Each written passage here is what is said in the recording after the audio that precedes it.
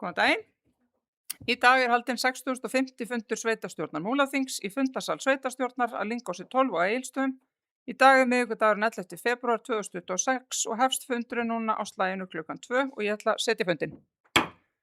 Fyrir fundurum í dag eru 17 mál og við ætlum að leggja af stað í mál nr. 1. Húsnæðisáætlun Múlaþings 2026. Fyrir liggur bókun frá fundi umhverfis- og framkvæmdaráðs dagsett 2. febrúar 2026 þar sem samþykkt er endurskoðun húsnæðisáætlun Múlaþings til næstu 10 ára og henni er vísað til staðfestingar hjá sveitarstjórn. Eftirfarandi tillaga liggur fyrir fundinum. Sveitarstjórn Múlaþings samþykkir fyrirliggjandi endurskoðaða húsnæðisáætlun til næstu 10 ára. Framkvæmda- og umhverfismálastjóra falið að sjá til þess að hún verði birt á heimasíðu sveitarfélagsins og kynnt þar til bærum aðilum. Ég ætla að opna mælendaskrá til þessum liði, einhverju vilja taka til máls. Þröstur Jónsson, sveitarstjórnarfulltrúi, gjörðu svo vel.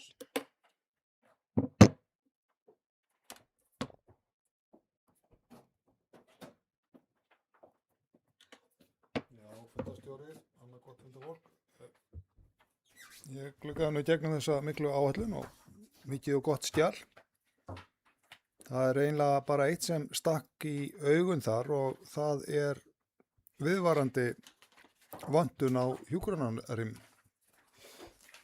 Ég vildi bara vekja athygli á þessu og ef menn vilja einhvern veginn ræða það hvað er til ráða þar, þá því það sé ágætis umræðu út af fyrir sig en ég hef svo sem enga lausn á því en þetta bara vildi svona nefna þetta, þetta stakk svolítið í augun. Maður vissi að þessu en þegar maður sá þetta svona grafíst að þá var þetta svo hrópandi. Takk fyrir. Sveitarstjórnarfulltrúi Þröstur Jónsson hefur lokið máli sínu, eru fleiri sem vilja taka til máls undir þessum lið. Svo er ekki, þá tökum við liðin til afgreiðslu. Þeir sem samþykkja þetta réttu upp hönd. Það er samþykkt með 10 atkvæðum. Við erum þá komin í lið nr. 2, gjaldskrár 2026. Fyrir liggur bókun umhverfis- og framkvæmdaráðs dagsett 19. janúar 2026 þar sem samþykktar eru breytingar á gjaldskrá fyrir meðhöndlun úrgangs í Múlaþingi fyrir árið 2026. Eftirfarandi tillaga lögð fram. Sveitarstjórn Múlaþings samþykkir fyrirliggjandi gjaldskrá fyrir meðhöndlun úrgangs í Múlaþingi fyrir árið 2026. Og ég ætla að biðja fyrsta forseta að taka við stjórn fundarins þar sem forseti hyggst taka til máls.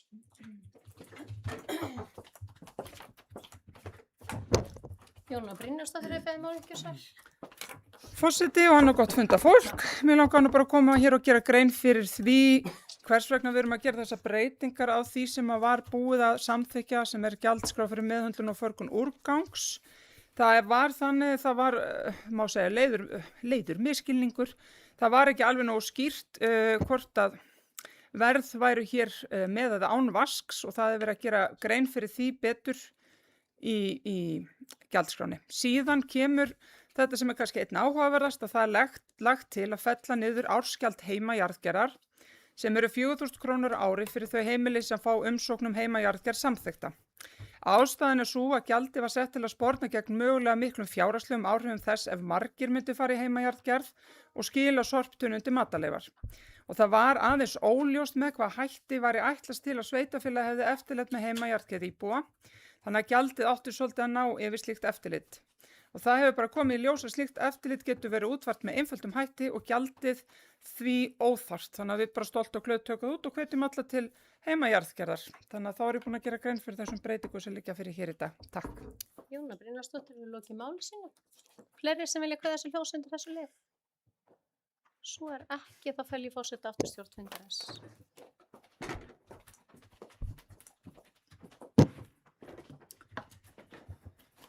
Takk fyrir það. Mælendaskrá er opin. Ef enginn kveður sér ljós þá tökum við tillöguna til samþykktar. Þeir sem samþykkja tillöguna réttu upp hönd. Það er samþykkt með 10 atkvæðum. Við erum þá komin í lið nr. 3, reglur fyrir leigjendur í íbúðarhúsnæðis í eigu sveitarfélagsins. Fyrir liggur bókun frá 173. fundi umhverfis- og framkvæmdaráðs dagsett 2. febrúar 2026. Þar sem fyrirliggjandi drögum að reglum fyrir leigjendur í leiguhúsnæði í eigu sveitarfélagsins Múlaþings er vísað til sveitarstjórnar til samþykktar. Eftirfarandi tillaga liggur fyrir fundinum. Sveitarstjórn Múlaþings samþykkir fyrirliggjandi reglur Múlaþings vegna leigu íbúða. Og ég ætla að opna mælendaskrá undir þessum lið ef einhverju vilja taka til máls. Ef svo er ekki þá tökum við tillöguna til afgreiðslu. Þeir sem samþykkja þetta rétt upp hönd. Það er samþykkt samhljóða með 10 atkvæðum. Og við erum þá komin í lið númer 4 sem er umsagnarbeiðni samgönguáætlun fyrir árin 2026 til 2040 ásamt 5 ára aðgerðaráætlun fyrir árin 2026 til 2030. Fyrir liggur til kynningar umsögn Múlaþings samgönguáætlun fyrir árin 2026 til 2040 ásamt 5 ára aðgerðaráætlun fyrir árin 2026 til 2030. En umsögninni verður skilað til umhverfis- og samgöngunefndar Alþingis 9. febrúar 2026. Eftirfarandi tillaga liggur fyrir fundinum.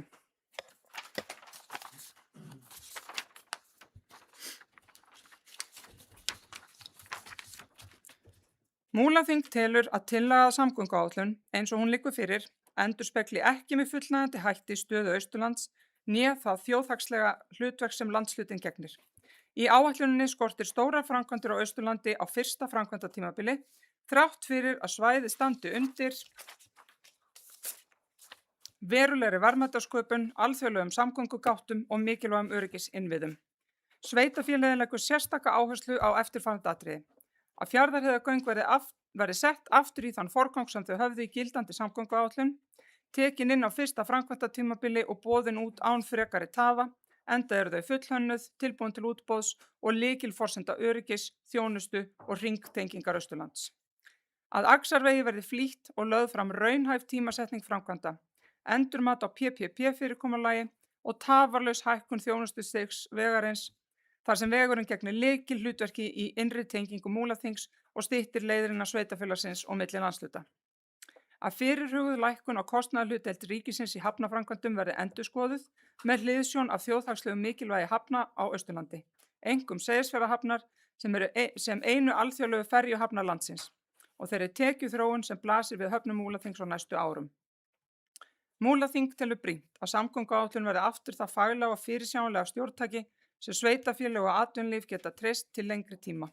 Endurteknar breytingar á forgangsröðun samgönguáætlunar án skýringa og gagnsærra raka grafa undan trausti og torvelda markvissa uppbyggingu í landshlutanum utan höfuðborgarsvæðisins. Ég ætla að opna mælendaskrá til þessum lið. Ég ætla að biðja fyrsta forseti að taka við stjórn fundarins sem forseti hyggst taka til máls.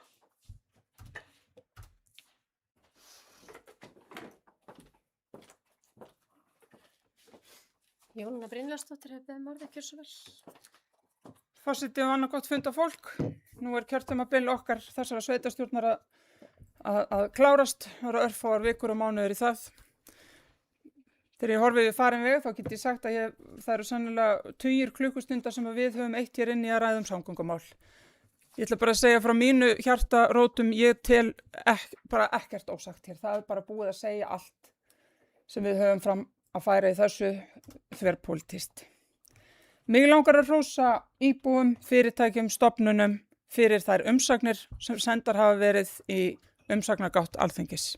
Ég tel það afskaplega mikilvægt að það sé ekki bara sveitarstjórn sem að hamist í þessum málum fyrir Austurland, heldur þarf að vera breiður kór. Einna stoltust er ég af því hvað sveitarfélagið Múlaþing er orðið að einu. Íbúar Múlaþings tala Múlaþing og við erum Múlaþing saman. Og af öllu illu sem framkýmur í þessari samgönguáætlun þá finn ég mér þykir vænt það hvað það er sterkt að við séum orðin sameinuð. Við höfum þó það. Það er alvarlegu athugasemdir sem við erum að gera, ber ekki að taka léttvægt. Ég held að sé afskaplega mikilvægt að við höldum áfram að berjast til síðasta blóðdropa og minnumst þess að síðasta ríkisstjórn náði ekki að klára sína samgönguáætlun, hún damlaði vorþingi og fór inn á haustþingið. Ég hvet þessa ríkisstjórn að vanda til verka, hlusta á fólk, hlusta á það sem við erum að segja.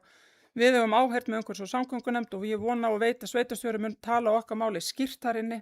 Við höfum fengið áheyrt hjá þingmönnum umhverfis- og samgöngunefndar áður og ég bara vona að menn hlusti á skynsemi og rök.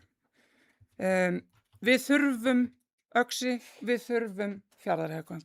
Það er bara svoleiðis. Og áhugavert að sjá minnisblað Vegagerðarinnar þær framkvæmdir sem þarf að fara í bara til þess að laga Fjarðarheiði því að hún hefur að sjálfsögðu verið hirt illa á undanförnum árum að því við höfum átt að vona því að fá göng. Öxi ætla ég nú ekki að tala sérstaklega ástand vegarins, það þarf nú ekki að fara djúpt í það er hræðilegt. Ég vil bara að íbúar viti að þvert og flokka erum við bara að berjast blóðugum bardaga og við munum gera það áfram. Og ég segi bara áfram veginn. Takk. Jónína Brynjarsdóttir hefur lokið máli sinni. Fleiri sem vilja kveða sér ljós. Pétur Heimisson, gjör svo vel.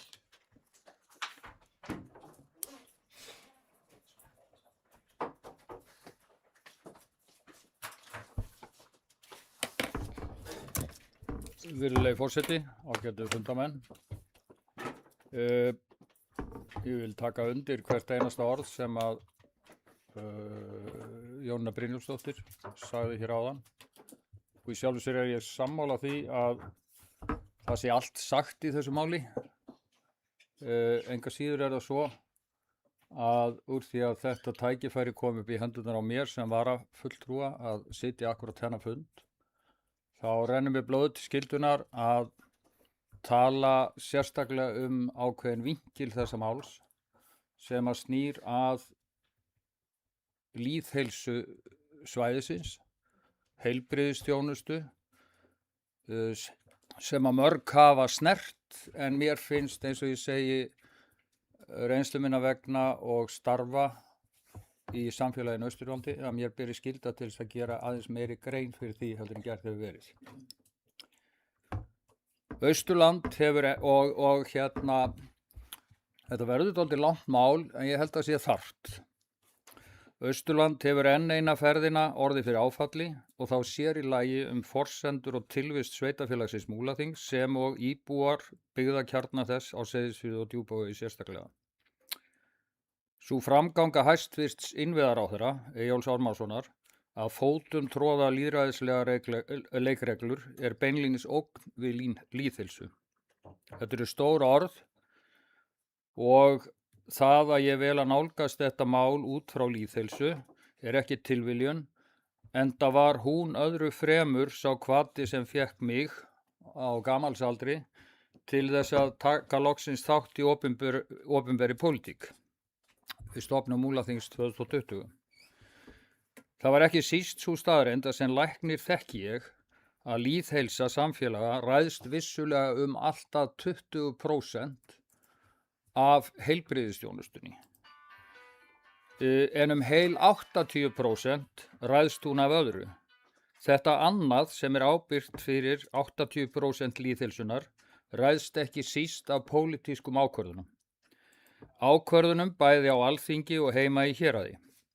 Þetta gildir til dæmis í mjög ríkum mæli allt sem hefur með skipulagsmál að gera og í því tilliti má ítreka réttmæta ábendingu Þórhalls Borgar varaformanns umhverfis- og framkvæmdaráðs Múlaþings í grein hans í Austurfrétt í gær að ég held.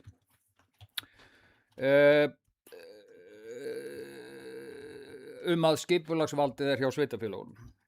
Svæðisskipulag Austurlands, aðalskipulag Múlaþings og aðalskipulag Fjarðabyggðar eru allt stefnumarkandi skjöl sem ráðherrann þarf að taka tillit til þó það sé ekki hans sterkasta hlið. Í fyrstnefnda skjalinu, Svæðisskipulag Austurlands, sínu fyrsta sinnar tegundar á landsvísu auk heldur sérstaklega fjallað lýðheilsu og mikilvægi þess við ákvarðanatöku í skipulagsmálum að líta meðal annars til mögulegra áhrifa á lýðheilsu.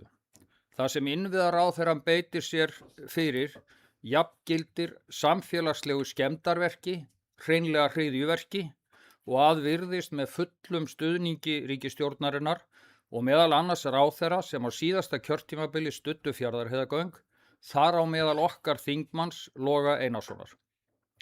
Fátt sýnir betur en alvarleg áföll úr hverju samfélög eru gerð.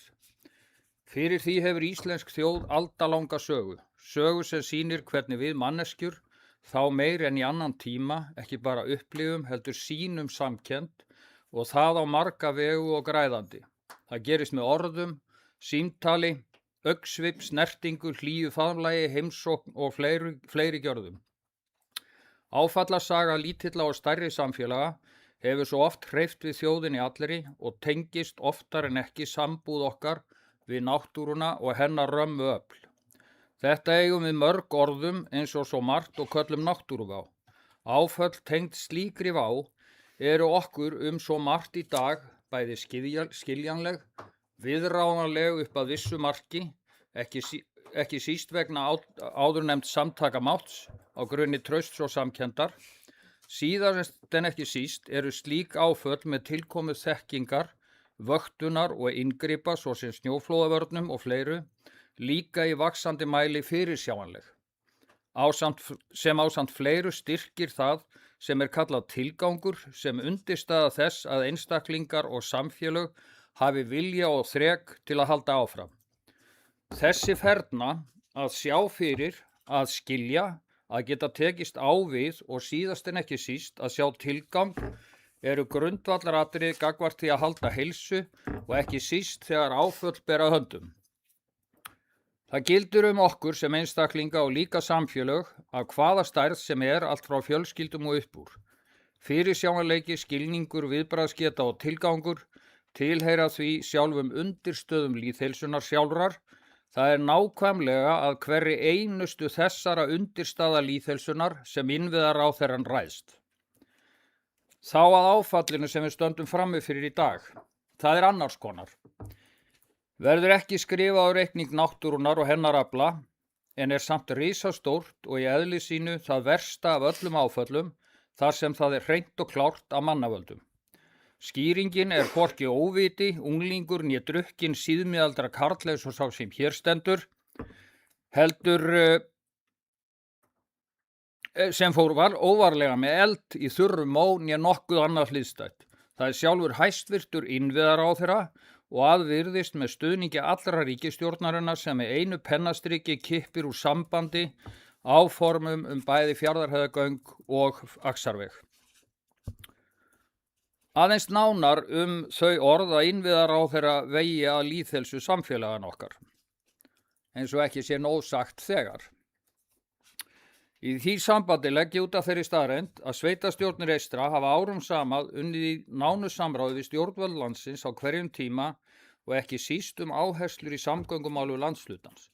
Burðarásinn í þessu samtali hefur verið gagnkvæmt traust á milli íbúana og kjörinna fulltrúa annars vegar og stjórnvalda landsins hins vegar. Saga samráðsins löng og á grunni þess komu samtök sveitarfélaga á Austurlandi SSA sér saman að tala einni röddu fyrir Fjarðarheiðargöngu sem næstu göngum á Austurlandi og hafa gert síðan 2013. Þá skal nefnd vönduð vinna af hálfu fulltrúa Borgarfjarðar eystri, Seyðisfjarðar, Djúpavogs og Fljótsdalshéraðs forsendur og kosti mögulegra sameiningar sveitarfélagana með tilheyrandi íbúasamráði. Meðal helstu forsenda fyrir áætlaðri sameiningu voru samgöngubæturnar Fjarðarheiðargöng og Heilsársvegur Öxi. Tilgangur þeirra að tengja hverfi hins nýja sveitarfélags ef af yrði til að auðvelda og bæta samskipti innan þess. Slík samskipti snúast atvinnusókn, verslun og aðföng heimila og fyrirtækja sem og afurðaflutning fyrirtækja átt að markaði, íþróttir, tómstundir, skólasókn, fjölskyldu og vinarækt, heilbrigðis, félagsþjónustu og fleira.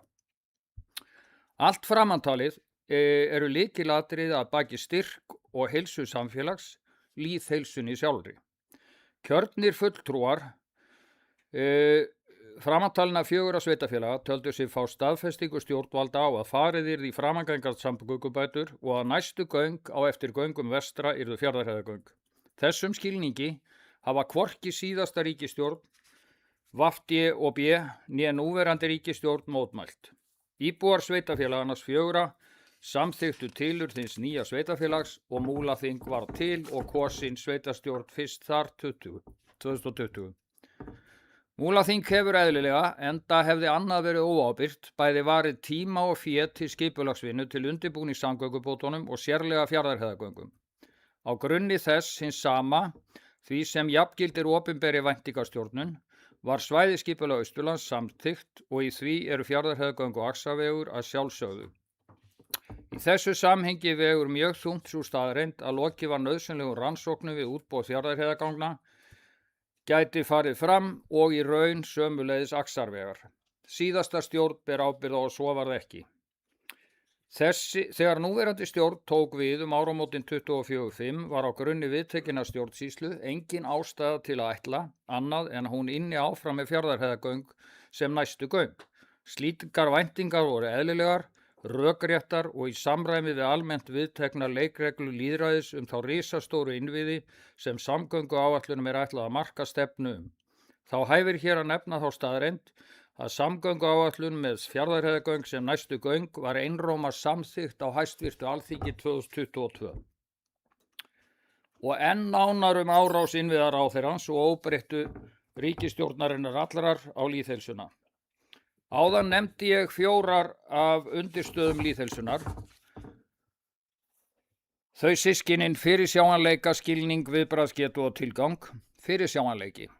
Áætlanir hæstvirts innviðaráðherra gera að engu þann fyrirsjáanleika sem íbúar á Austurlandi eðlilega töldu augljósan hvað þessar samgöngubætur varðar. Hvað skilningin varðar þá á sama hátt og við á grunni aldalöngrar sögu erum við færum að skilja áföllavöldu náttúruaflana, þá okkur fyrirmunað að skilja þá fjandsamlegu framkomu sem ráðherrann sýnir viðteknum verkferlum og leikreglum lýðræðisins. Viðbragðsgetan hana má segja að vissulega hefur ráðherrann á ríkisstjórn ekki tekist að draga úr baráttuþreki og 100 viðbrögð okkar eins og Jónína kom hér réttilega inn á áðan, sveitarstjórnarfulltrúi í sínu máli.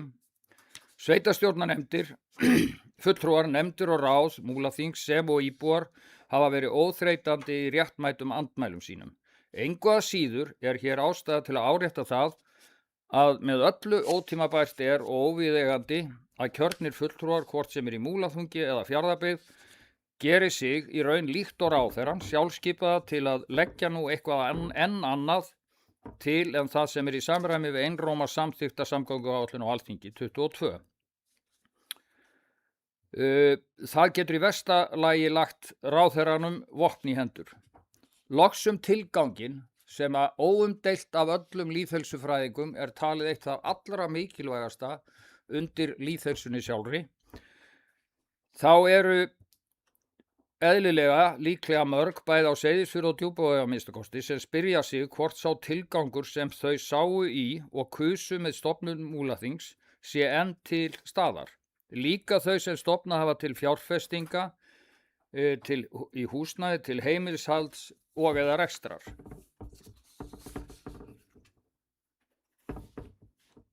Hvernig aðför innviðaráðherra snýr að þeim hluta lýðheilsuna sem HSA stendur fyrir á okkar svæði og þá sérlega þann hluta heilbrigðisþjónustu sem byggt hefur á samgöngum Fjarðarheiði og Öxi. Í krafti minnar 37 ára reynslu sem læknir á Austurlandi, meðal annars lengi sem yfirlæknir á Egilsstöðum og síðar sem framkvæmdastjóri lækninga í Heilbrigðisstofnun Austurlands, vil ég af mörgum mögulegu draga hér fram þrennt. Fyrst að til áratuga fyrir því hefð að bregðast við erfiðleikum í læknamönnun í mislöng en þó almennt skemmri tímabil, bæði á Djúpavogi og Seyðisfirði, með ferð læknis frá heilsugæslustöðin á Egilsstöðum og dvöl á Djúpavogi eða Seyðisfirði. Það byggði í fyrsta lagi á landafræðilegri legu samfélagana tveggja með tillit til Egilsstaða Öxi og Fjarðarheiði. Og hins vegar á þeirri staðreynd að á Egilsstöðum hefur áratugaskeið verið ein öflugasta heilsugæslustöð í dreifbýli landsins. Síðast nefnd fullyrðing á bæði við hefðbundna heilbrigðisþjónustu allan sólarhringinn og að vera kennslustöð verðandi fagfólks, lækna, hjúkrunarfræðinga og fleiri. Þá skal það nefnt að líkt og íbúar og kjörnir fulltrúar hafa byggt ákvarðanir samfélagslega uppbyggingu á komandi væntingum Fjarðarheiðargöng, þá gætti hins sama mjög innan HSA. Framangreint og einhugur samband sveitarfélaga var mér sem framkvæmdastjóra lækninga í HSA í 11 ár á 11 ára tímabili til ársloka 24 vegvísir mjög margt tengt skipulagi og útfærslu þjónustu innan stofnunarinnar og ekki síst varðandi læknisþjónustu á Seyðisfirði og Djúpavogi. Loks í þriðja lagi vil ég árétta hve alvarlegt og villandi það í umræðu og þetta hafa mörg áréttað áður þörfina fyrir Fjarðarheiðargöng þegar talað lokunardaga eingöngu. Hinir dagarnir þegar hún ekki lokuð en á henni í 600 metra hæð ríkja vond veður, hríðarbylur, kóf, torsíðir, skaflar og fleira, þá skapast alvarleg hætta. Þá náttúruvá að ræða, sem ógna getur lífi og limum sé talin þörf á að fara á fjalli við þær aðstæður. Þegar svo ástatt verður ítrekað þjónustufall í heilbrigðisþjónustu þó heiðin sé ekki auglýst lokuð. Oftast verður slíkt á Seyðisfirði, en líka á fleiri starfsstöðum HSA, þar sem fagmenn, til dæmis í dag, bæði sálfræðingur og læknir sem búa á Seyðisfirði, en þjóna ekki bara þar, heldur líka á fleiri starfsstöðum HSA. Þetta ekki búið. Þannig að þið getur fengið ykkur vatn. Þá örstutt fljótagöng. Hluti af kynningu hæstvirt innviðaráðherra Eyjólfs Ármannssonar á samgönguáætlun að næstu göng verði fljótagöng til Siglufjarðar úr Fljótum í Skagafirði. Hvers vegna þau og hvað réttlætir að varpa fyrir róða fullrannsökuðum gangnakosti og taka annan órannsakaðan inn í forgang. Öryggi boðið við, nokkuð sem á sinn hátt er skiljanlegt, en gagnvart því sama, það öryggi fyrir samfélagið á Seyðisfirði, þá sá gjörningur óskiljanlegur að hálfu ráðherrans.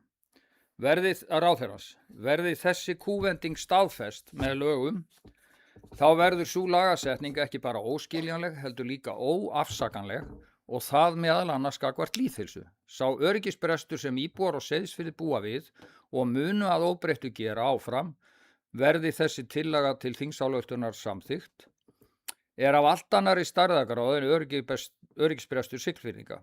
Þeir síðast nefndu hafa önnur göng að fara en vegurinn Fjarðarheiði, einn hæsta og leið lengsta veg landsins, yfir 600 metra hæð. Síst af öllu vil ég gera lítið úr því sem liggur að baki þeim öryggisbresti sem hæstvirtur innviðaráðherra telur réttlæta að setja fljótagöng í forgang. Þær aðstæður sem liggja þar að baki hins vegar þess eðlis að auðvelt að færa fyrir því rök að þau eigi að fjármagna með öðrum leiðum en þeim hefðbundnu við samgöngumannvirki. Óumdeilt og vel stutt rannsóknum að þar á ferðinni náttúruvá, nefnilega framskrið jarðvegs í fjallshlíð og samtímis framskrið vegar sem hlíðina liggur. Landið okkar hefur löngum boðið upp á ýmiss konar náttúruvá, kannski ekki síst eldgos og snjóflóð. Önnur gerð ofanflóða, aurskriður og skrið og framhlaup hluta fjallshlíða hefur á síðari árum orðið algengari. Samkvæmt mínu skilningi má gera ráð fyrir að slík þróun haldi áfram. Hvað varðar fljótagöng væri með vísan í þetta eðlilegt og rökrétt að setja þau í forgang vegna náttúruvár og samtímis að leita leiða til að finna fjármagn úr ofanflóðasjóði fyrir það. Leyfi bókstafur þeirra laga ekki slíkar ráðstöfun úr sjóðnum, þá væri bæði rökrétt og full ástæða með öryggi, velferð og lýðheilsu í huga til að breyta þeim í þá veru að þau heimili það. Taki sú leið of langan tíma, þá má á það benda að sett voru sérlög og samkvæmt þeim fjármagn til að byggja marga öryggisgarða á Reykjanesi til að verjast hraunstreymi af völdum endurtekinna eldgosa, annarar náttúruvár. Af þessu sögðu lítið svo á að brotthvarf frá þeim forgangi sem göng undir Fjarðarheiði voru í jafngildi alvarlegum forsendubresti. Hann grafalvarlegur gagnvart ýmsu því sem til mjög langs tíma og að mínum mati í vaxandi mæli hefur verið unnið af hálfu Heilbrigðisstofnunar Austurlands við útfærslu daglegra þjónustu. Forsendubresturinn alvarlegur frá sjónarhóli heilbrigðisþjónustu og sér í lagi fyrir Seyðisfjörð þar sem áfallið enn eitt í langri sögu slíkra í því litla samfélagi. Áhrifin á heilbrigðisþjónustu mikil eins og ég hef stuttlega nefnt, en áhrifin á marga aðra þætti sem ekki síður heldur hreinlega jafn mikið og meira en heilbrigðisþjónustan vega að baki lýðheilsu gríðarleg. Með öðrum orðum tel ég forsendubrestin vera beina og risastóra ógn og árás og ógn við lýðheilsu og árétta og hún gerð af sjálfum innviðaráðherra. Að lokum vil ég hrósa viðreisnarþingmanninum unga, Ingvari Þóroddssyni, okkar þingmanni, sem stendur með sínum orðum fyrir kosningar, stendur með gerð Fjarðarheiðargangna og stendur með samfélaginu Austurlandi. Tökum hann til fyrirmyndar. Ásækið. Ég vil líka árétta Hve dapurlegt það að hafa orðið vitni að viðsnúningi okkar þingmanns og nú ráðherra Loga Einarssonar. Þá hlýt ég að hvetja alla ónefnda þingmenn okkar aðra til að tala nú máli Austurlands því mér og fleirum finnst sorglega lítið hafa heyrst til þeirra málið. Ég trúi að það sé að hálfu þeirra hugsað og að í þeirri umræðu sem nú fer í hönd fer þann fjölda umsagna sem umhverfis- og samgöngunefnd Alþingis hefur borist muni þeir stilla sér að baki austfirsku samfélagi. Þá vil ég sérstaklega beina málinu mínu til hæstvirts heilbrigðisráðherra og fyrrverandi landlæknis Ölmu Möller og hvet hana til að standa með stefnumörkun sem íbúar og kjörnir fulltrúar hafa í áraraðir tekið sem vegvísi og það á grunni gagnkvæms trausts í samvinnu við síðustu ríkisstjórnir unnið á þeim forsendu stefnumarkandi vinnu fyrir Austurland. Ég treysti henni til að gera það og þar með að standa með lýðheilsunni sjálfri. Þá vona ég að innviðaráðherrann sjái að sér í málinu og hvað varðar ósk sveitarstjórnar Múlatings þá verði hann við að hitta hann, þá verði hann við henni án tafa. Loks treysti ég því að þingleg umræða þetta ótrúlega mál færi Austurlandi farsæla lausn í samræmi við fyrri ákvarðanir bæði Fjarðarheiði og Axarveg og leið að þið sama verði en með réttum leiðum hvað varðar fljótagöng. Þó ótrúlegt sé þá hef ég lokið máli mínu. Takk fyrir. Takk fyrir það. Næst í pontu Berglind Harpa Svavarsdóttir, sveitarstjórnar fulltrúi, gjörðu svo vel. Takk fyrir, forseti, góði fundamenn. Þetta var fínasta ræða og og eins og að ber með sér að maðurinn fráfarandi framkvæmdastjóri lækninga HSA og hefur góða innsýn í heilbrigðisþjónustu, þróun hennar og stöðunar og hvernig best að gera hann á Austurlandi. Enda það mjög öflugur rök sem eru notuð og hafa verið notuð til þess að tengja Austurland vel saman og auðvitað við Norðfjörð þar sem fjórðungssjúkrahús okkar liggur. En nú erum við að ræða samgönguáætlun og eins og hefur verið komið fram að það hafa borist sterkar umsagnir og margir hafa hvassir hljóðs í því, bæði sveitafélög og SSA er búin að senda inn líka og bara þakka fyrir allar þessar umsagnir. Fólk náttúrulega fleiri koma að borði af því að það er augljóst að það hallar verulega á Austurland og við sjáum það að það eru engar stórar framkvæmdir á Austurlandi á fyrsta tímabilinu og maður bara skilur þetta ekki og við erum auðvitað öll í áfalli yfir því á Austurlandi. Og þráttur það eins og maður hefur alltaf verið að benda á mikilvægi fjórðungsins, þjóðhagslegt mikilvægi eins og kemur líka fram hér í bókuninni, fjórðung vöruútflutningstekna 240 milljarða og þá erum við ekki einu sinni farin að tala eins og við höfum verið að benda á samkvæmt efnahagsumsviðunum greiningunni að eins og með orkuframleiðsluna og svæðinu þriðjungur og orkuframleiðslu og tekjur Landsvirkjunar af framleiðslu þeirra, orkuframleiðslu þeirra, það er þriðjungur af tekjum þeirra að koma frá Kárahnjúkum og við erum svo öflugt svæði hér og gríðarleg verðmætasköpun, gríðarleg tækifæri til enn frekari verðmætasköpunar er bara í hættu vegna innviðaskuldar og það bara áttar maður sig ekki á þessu að það komi ekki meiri fjárfestingar á þessu tímabili út af því við erum að tala þetta fyrsta tímabil. Þetta fyrsta tímabil í rauninni bara starfstími núverandi ríkisstjórnar. Núverandi ríkisstjórn alveg til í að hanna, rannsaka og gera eitthvað svona en fer í framkvæmdir annars staðar. Það bara algjörlega þannig. Þannig að auðvitað dýrt að fara í framkvæmdir. Það dýrar en að rannsaka og hanna. Og við sjáum það bara alveg glögglega að þá ekki að fara í framkvæmdir á Austurlandi. Og þess vegna erum við að reyna að vera samstilt, koma öflug fram og vera skýr í okkar málflutningi þannig að ríkisstjórnin hafi tækifæri og ráðherra til þess að rétta af hlut Austurlands. Með Fjarðarheiðargöng, það búið að ræða það ítarlega hér og það algjörlega þannig og það eins og hefur verið rætt í svæðisskipulagi Austurlands sem í rauninni samþykkt þar af öllum sveitafélögum SSA hefur nú skilað umsögn og þar eru við samstillt það mikilvægi þess að tengja saman Austurland sem eitt atvinnu- og þjónustusvæði og byrja semst á Fjarðarheiðargöngum og næst séu það þessi tvenn göng sem kallast Fjarðargöng í dag. Þannig við förum í rauninni Fjarðarheiðargöng og svo að Seyðisfjarðargöng og Mjófragöng sem kallast Fjarðargöng. Þetta í rauninni stefnan okkar, yfirlýst markmið okkar í dag. Og eins og fráfarandi framkvæmdastjóri lækninga og sveitarstjórnarfulltrúi hérna Pétur Heimisson fór yfir að þetta byggist líka bara á mikilvægri heilbrigðisþjónustu að sækja hana. Það eitt stór liður í þessu.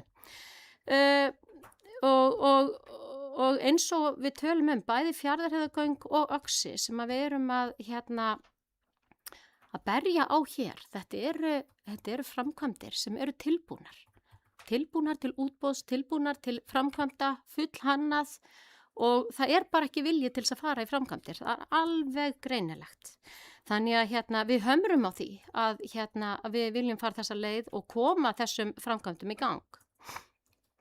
Varðandi Öxi þá ég með mér frá bókun heimastjórnar á fundi þeirra. Það nú bara svo lýsandi í rauninni hluti af þeirra bókun og umsögn sem þau skiluð inn að með leyfi forseta, ég fá að lesa það upp að heimastjórn vill benda á í tengslum við samgönguáætlun á síðasta ári óku 106.554 bílar yfir Öxi samkvæmt tölum Vegagerðarinnar sem 17% aukning frá fyrra ári. Mesta umferðin var í ágúst 21.108 bílar að meðaltali 681 bíl á sólarhring. Miðað við síaukna umferð ljóst að svo ákvörðun að meirihluti framkvæmda við þennan veg sé á öðru tímabili samgönguáætlunar, þannig að þurfum nú ekki að fara í neina framkvæmdir, bíða með það, séu mistök. Vegurinn fullhannaður. Auðvelt að áfangaskipta verkinu og klára hann á 3-4 árum og því vel hægt að hefjast handa 2026 og ljúka verkinu 2030.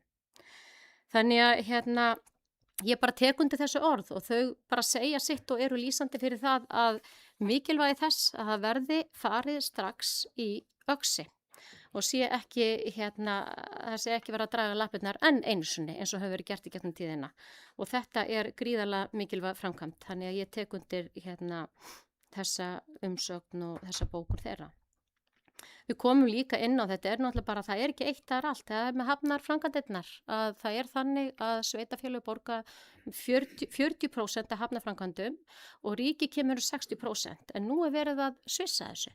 Þannig að sveitarfélögin borga 60% og ríkið 40%. Þannig að þetta allstaðar sem þjarmað að okkur.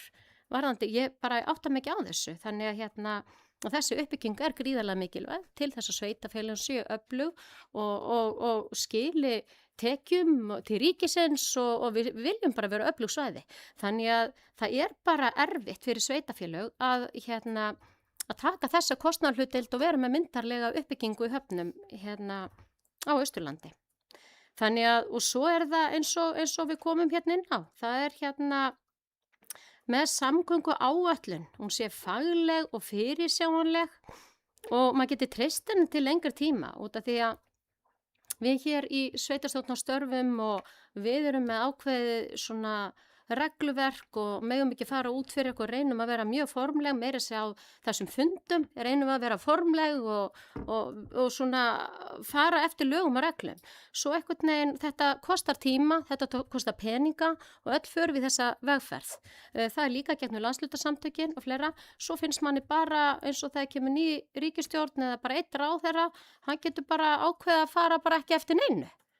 Og manni finnst það svo ósækjart leikur, þú veist, þá engin leikur í gangi, þá bara verðum við bara öll mjög sár og svegt og það bara verður til þess að maður hefur bara ekki trú á kerfið ef að leikurinn svona.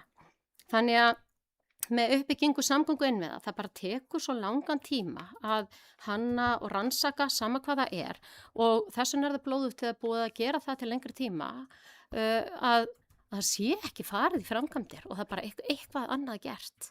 Þannig að maður bara svektur yfir því og ég bara trú ekki að þau viðbrögð eða svona vinnubrögð verði viðhöfð.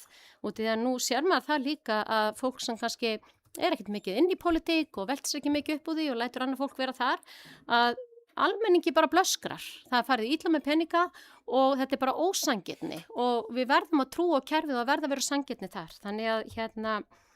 Þannig að ég er algjörlega fylgjandi þessari bókun og náttúrulega umsókn okkar og umsókn SSA og fólk hafi sem flestir hvatt sér hljós og við erum hér innan okkar sveitafélags með 2 framkvæmdir sem að bíða þess að sé farið af stað og það er ekkert annað. Við erum búin að fara við erum með öll skipulagsmál okkar á hreinu og við erum bara tilbúin.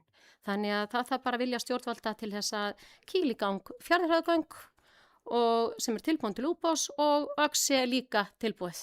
Þannig að við leggjumst á eitt og ég tek undir það að þverpólitískt hér hefur verið mikil samstaða og bara þakka fyrir hana og bara áfram við. Takk fyrir.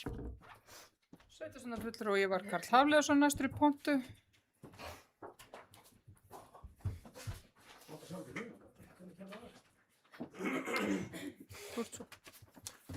Frú forseti, ég ætla bara að nota tækifærið að þeir sem undan mér komu voru svo stuttorðir að ég tel alveg tíma fyrir mig að koma hérna þessu upp líka.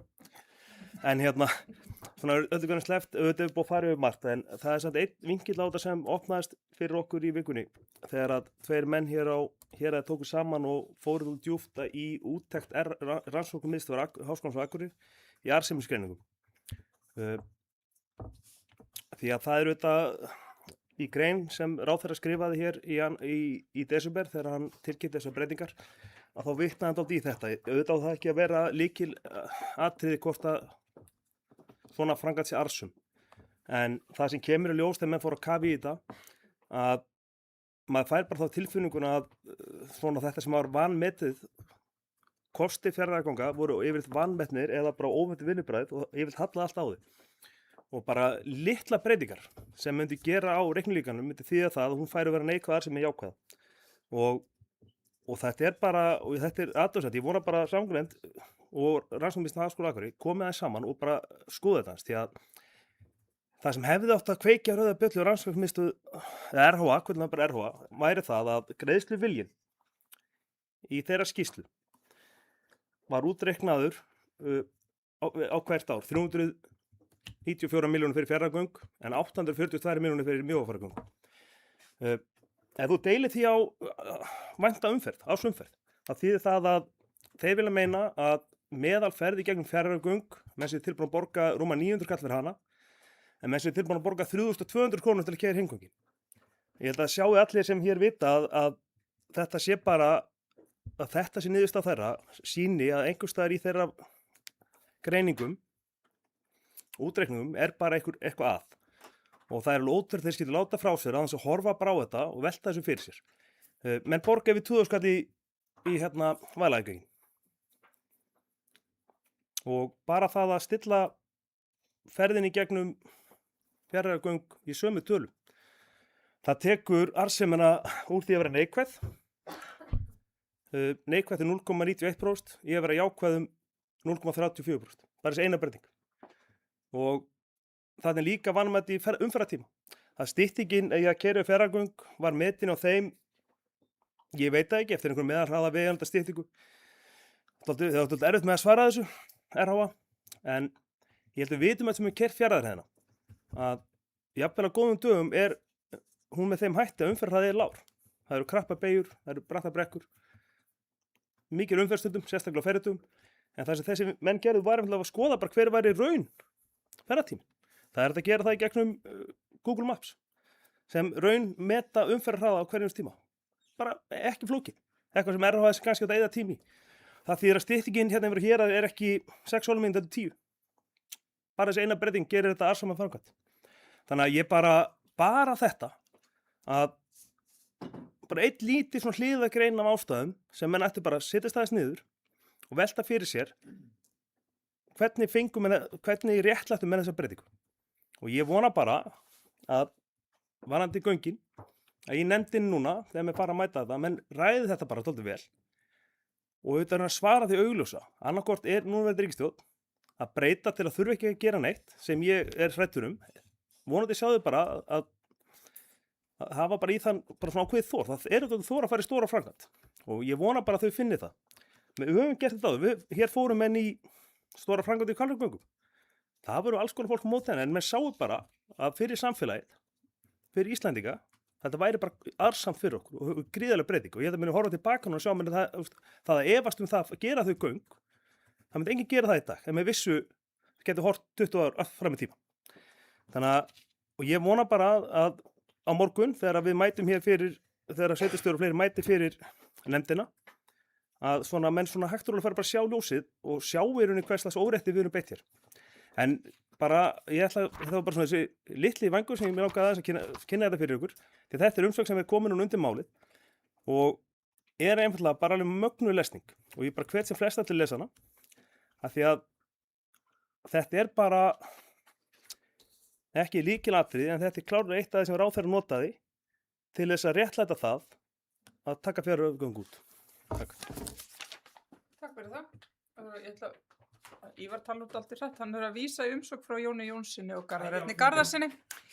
Bara svo ég prjóni við ræðun hans fínu. Næstur í pontu er Eyþór Stefánsson.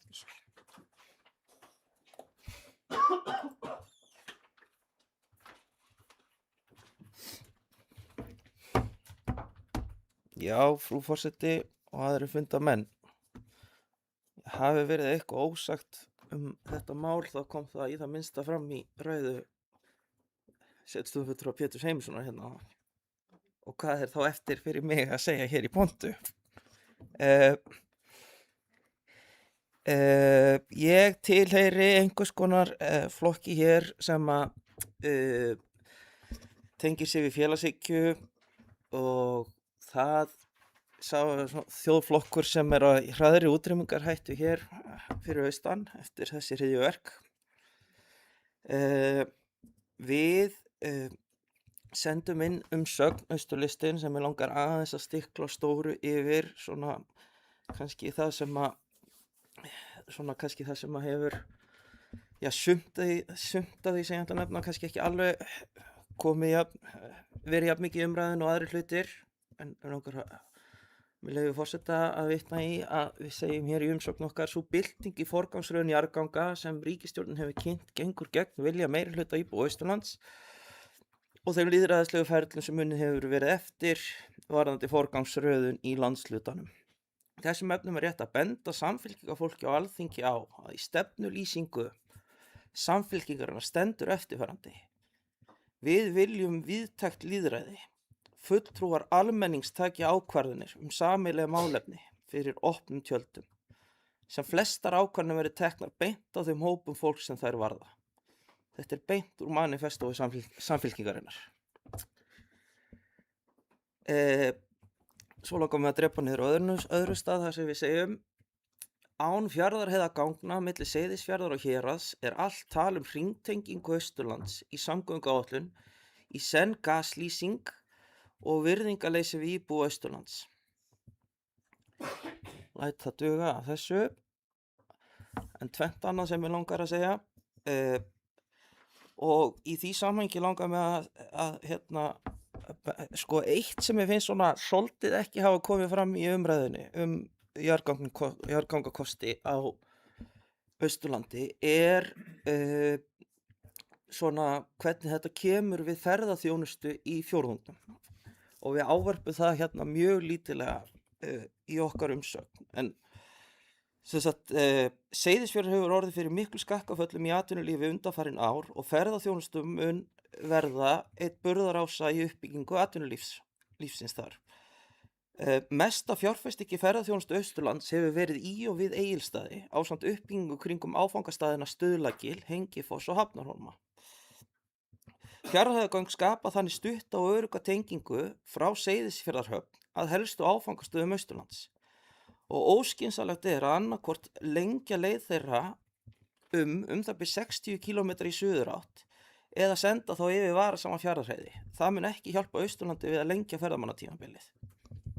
Þetta hefur mér fundist vanta aðeins inn í umræðina og ég hafði nú bara hreinlega gert mér væntingar að samtök ferðaþjónustunnar myndu ávarpa þetta, en það er alveg ljóst að þar sem þú ert með gátt inn í landið að flestir sem eru að koma á Austurland til þess að heimsækja Austurland eru að heimsækja þessa þrenna staði og þess vegna svolítið, eða sko aðalega Hengifoss og Stuðlagil, og þess vegna er svolítið órökrétt að ætla að beina mönnum í það að fara að lengja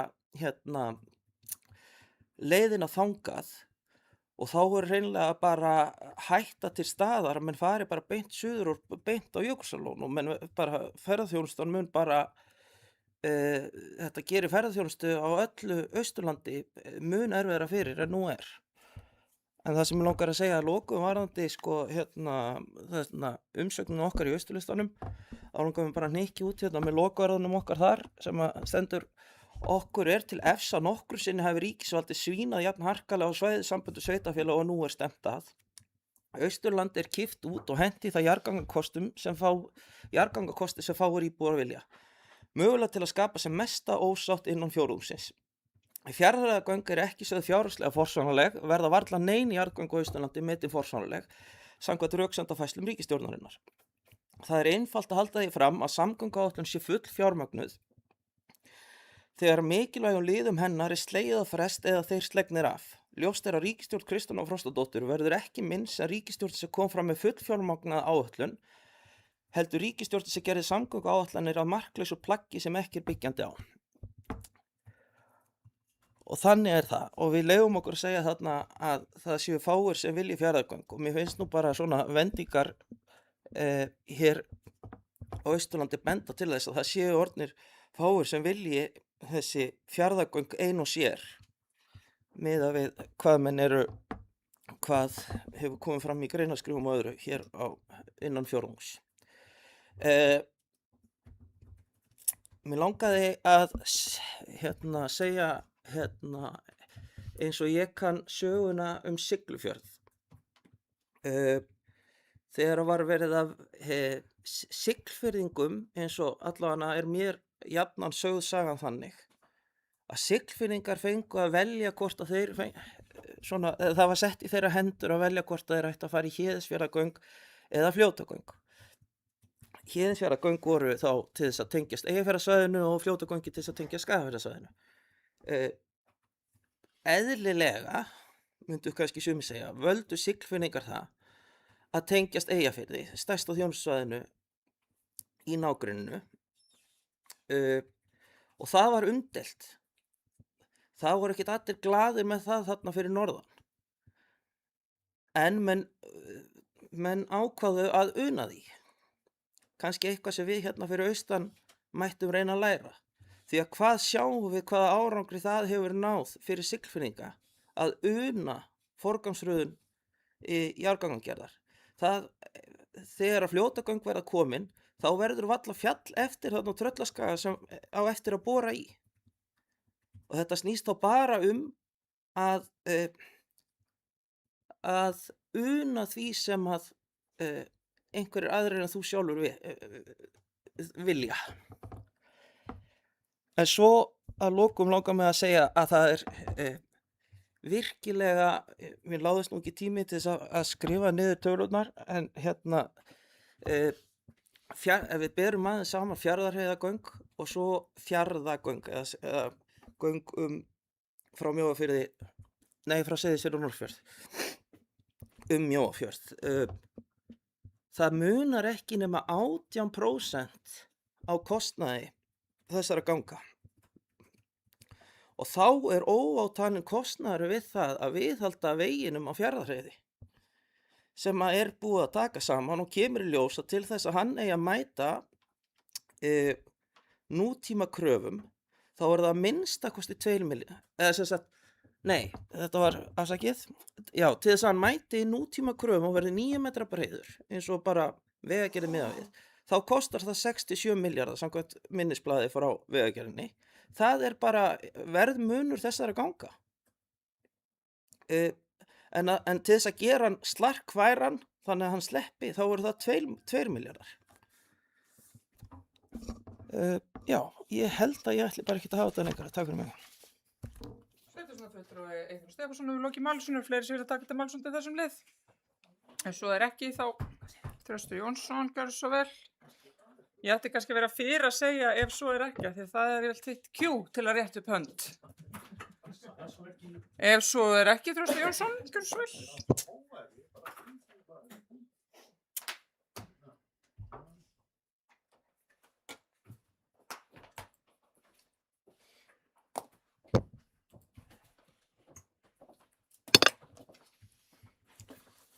Já, forseti, hann hafði gott funda fólk.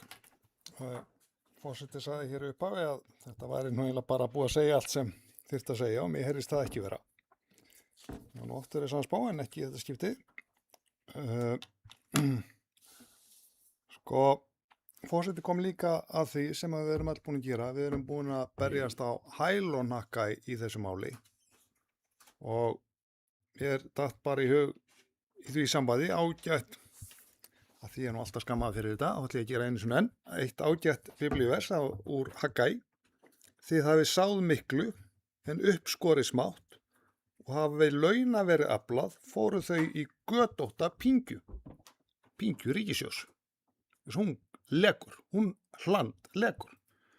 Og ég komið hér upp aftur og ég bara, mér er að hugsa til þess þegar ég fór yfir daginn eftir að umsagnarfresturinn leið og fór að fara yfir allar, ég fór eitt yfir svona hraflaði þetta aðalega það sem varðaði okkur hér fyrir austan en líka annar stað bara til að skilja og skynja hvað menn var að gera athugasemdir við, norður í landi, vestur á fjörðum, suðurlandi, allstaðar. Og þá bara reis þetta upp fyrir mér eins og risastór ókleifur veggur. Samgöngukerfið á Íslandi er í mólum. Akkur er það í mólum? Jú, það er vegna þess að menn hafa bara ekkert verið að setja peninga í það.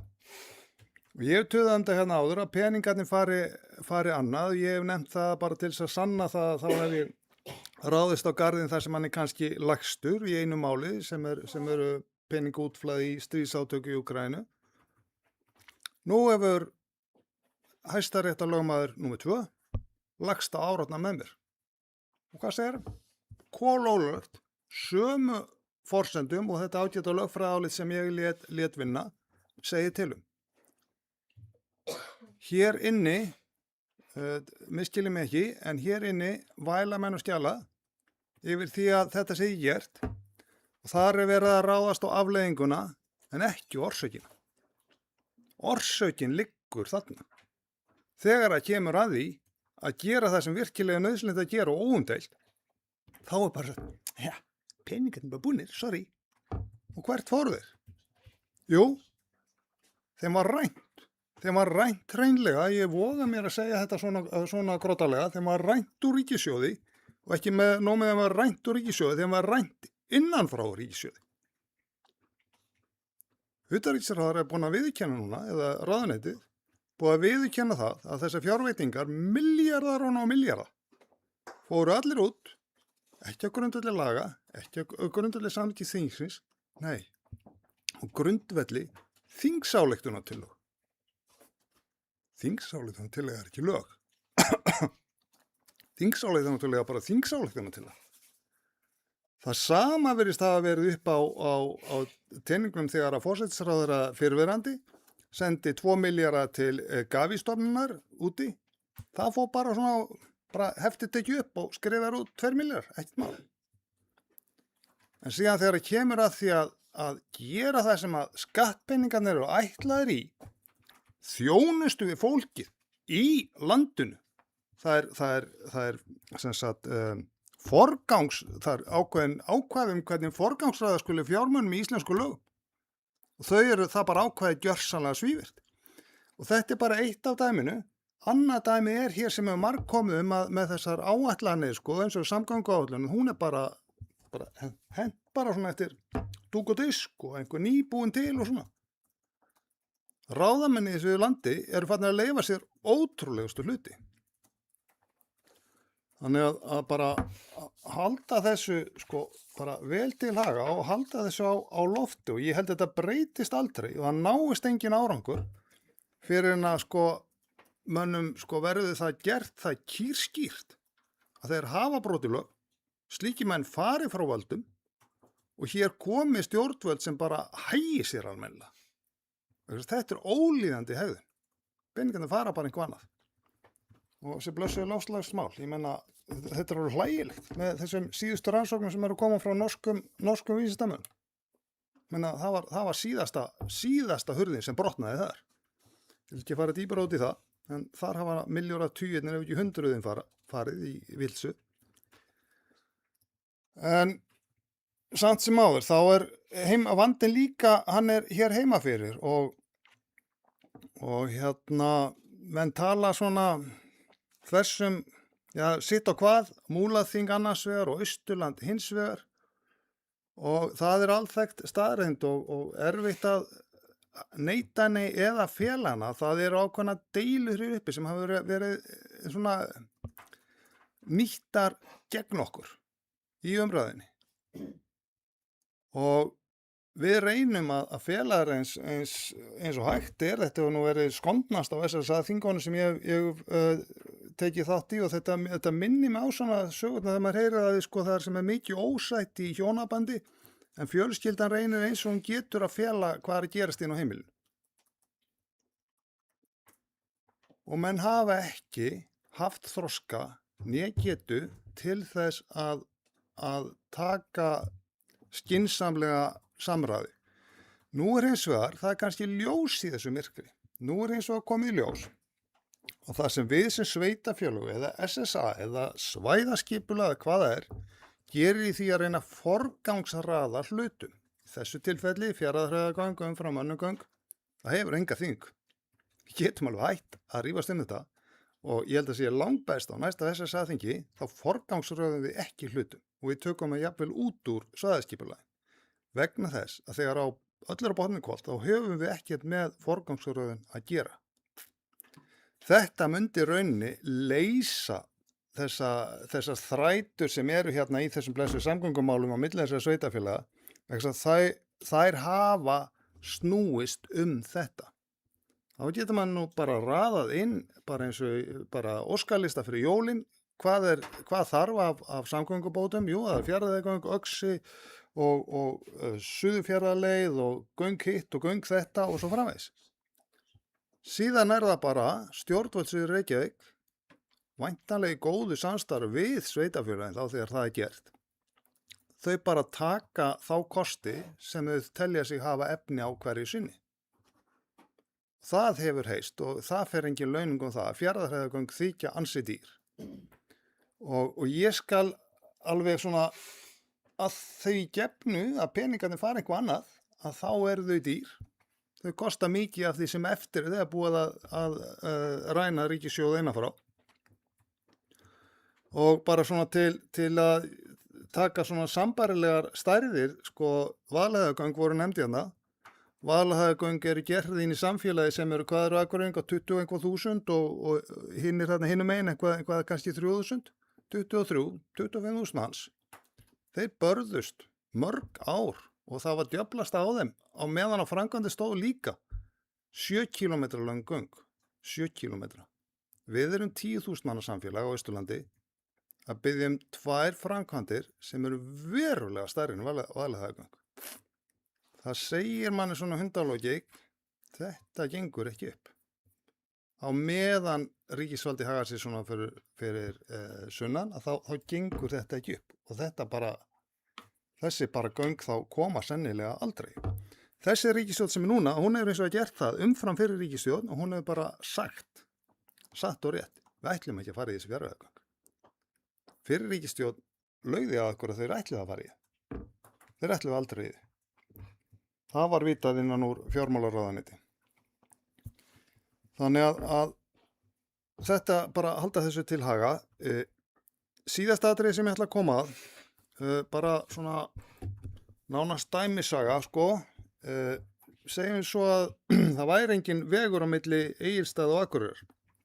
Menn færu að ræða það fram og aftur hérna í sveitafélagum hvernig nú að leggja þennan veg þangað. Jú, við skulum leggja hann fyrst norður á Þórshöfn, svo til Húsavíkur, svo til Akureyrar. Það er best. Þá verða Þórshöfn og Húsavík inn í leiðinni. Finnst mann þetta geflegt?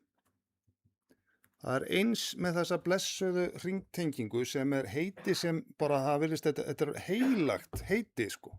Það má ekki nefna þetta og rugga þessu. Það er bara engin hringtenging. Það er alveg sama hvaða leiði það er. Í þeim göngu sem núna eru fyrirhugað. Fjarðarheiðargöng með Fjarðargöngum, sko allavega Fjarðargöng ein og sér gera nákvæmlega ekki neitt. Fjarðargöng með Fjarðarheiðargöngum mynda sko enga hringtengingu. Það er bara þvættingur. Það er eftir einn fjallvegur enn. Hann er enda dalur. Við vorum að keyra hann í dag nokkur. Þetta er Fagridalur.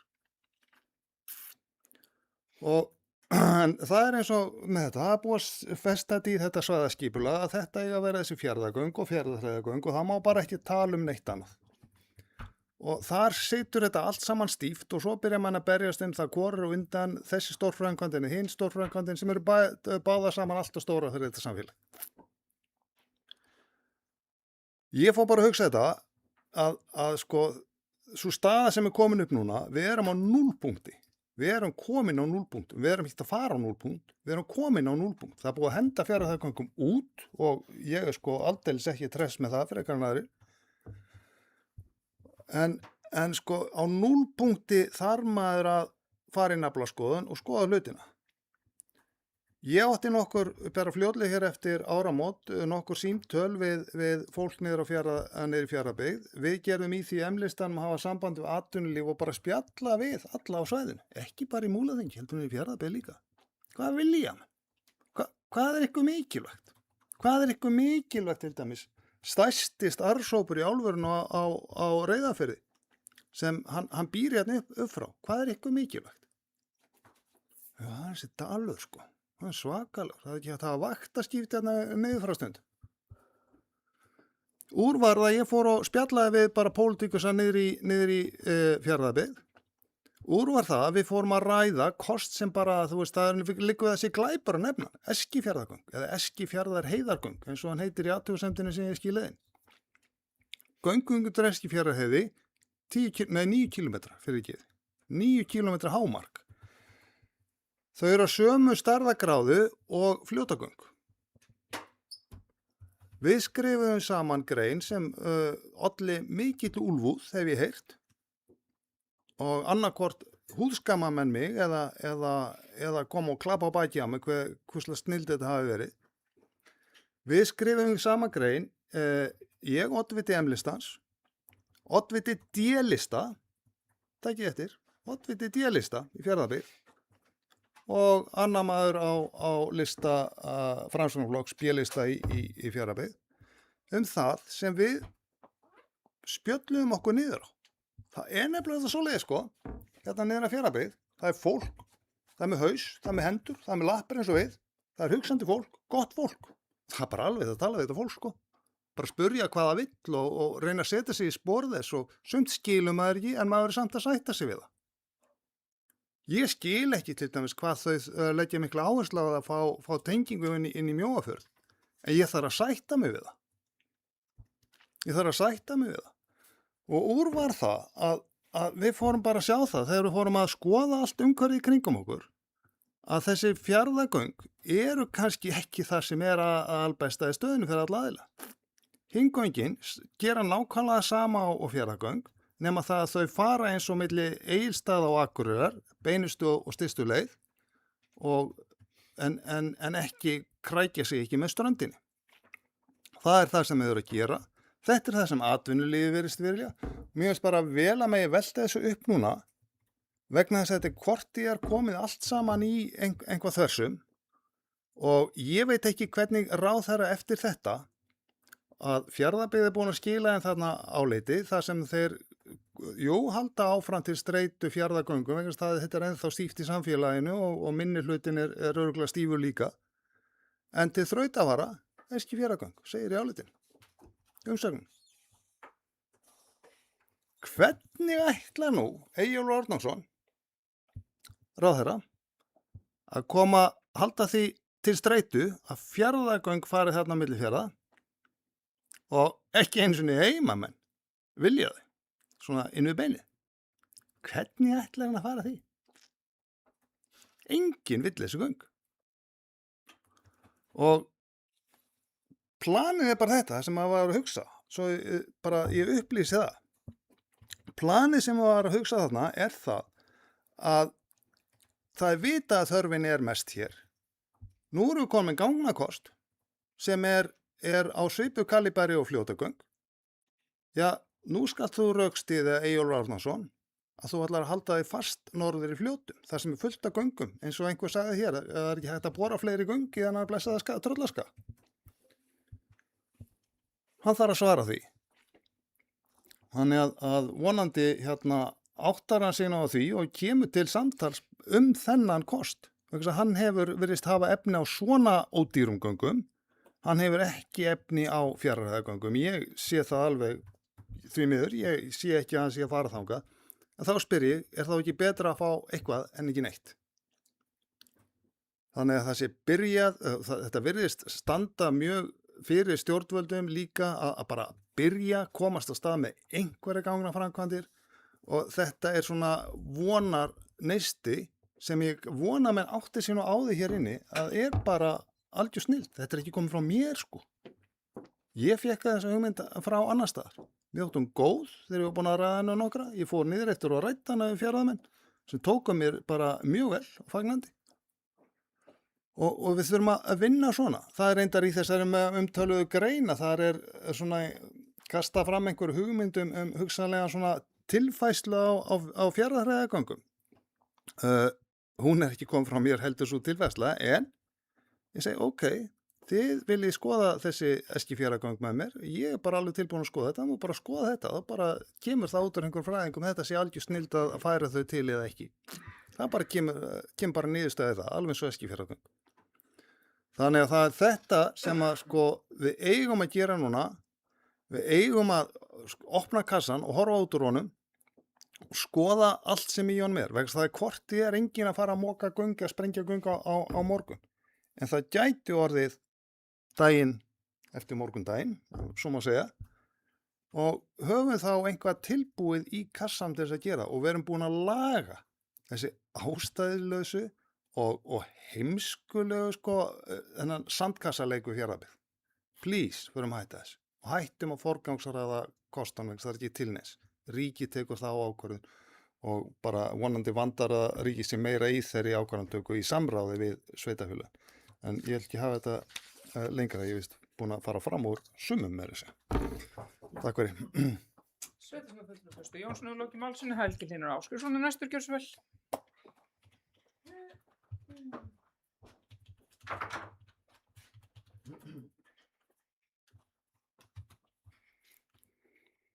Forseti, bói og bói hvað þú hefur rangt fyrir þér hérna áðan.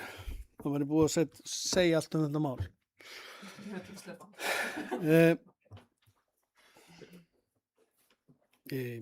Það var enginn hér búin að ávarpa það sem að Þröstur var að segja. Þessa grein hans og umsögn Fjarðabyggðar og ég svo sem ætlaði mér ekki að gera það. Mér finnst þessi tímasetning á þessari hugmynd, Þrastar og félaga, algjörlega sturluð. Algjörlega sturluð. Það er ekki búið að flauta af leikinn. Okkar fulltrúar eru að fara fyrir nefndina á morgun og hinn. En þið eru búin að gefast upp. Þú ert búin að gefast upp og segja bara, við erum búin að tapa. Það er engin leikur þannig að hann sé að tapaðu fyrir hann er búið að flauta af. Og það er sannarlega ekki búið að flauta af. Við erum með rökin rosalega mikið okkar megin. Annars en Þröstur segir, við eigum ekki að vera forgangsraða. Við höfum gert það alltaf. Austurland stóð með göngum í Fáskursfjarðargöngum. Austurland stóð með Norðfjarðargöngum. Af því að við þurfum að standa saman. Það er bara algjört lykilatriði fyrir örfáar andskotans hræður að við stöndum saman. Og það er ömurlegt til þess að vita að við gerum það ekki. Ívar Karl kom hérna inn á ansi magnaða greiningu frá tveim héraðsmönnum.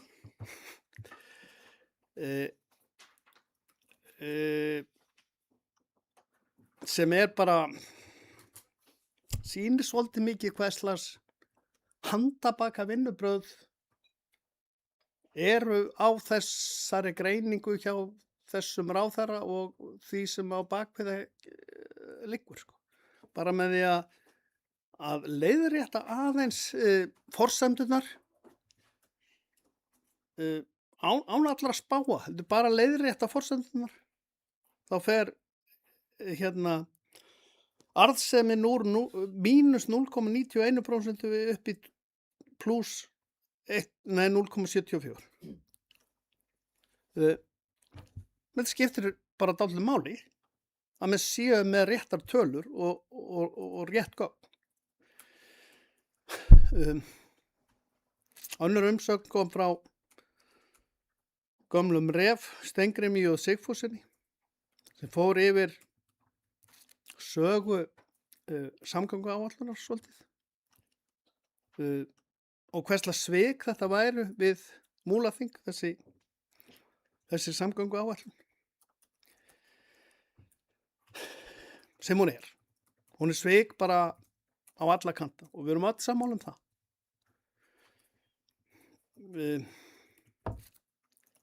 Þröstur segir að hann hafi vitað það innan fjármálaráðuneytinu að það hefði aldrei staðið til að fara í Fjarðarheiðargöng. Það getur vel verið. Ég er ekki málkunnugu fólki þar nógu vel til þess að vita það.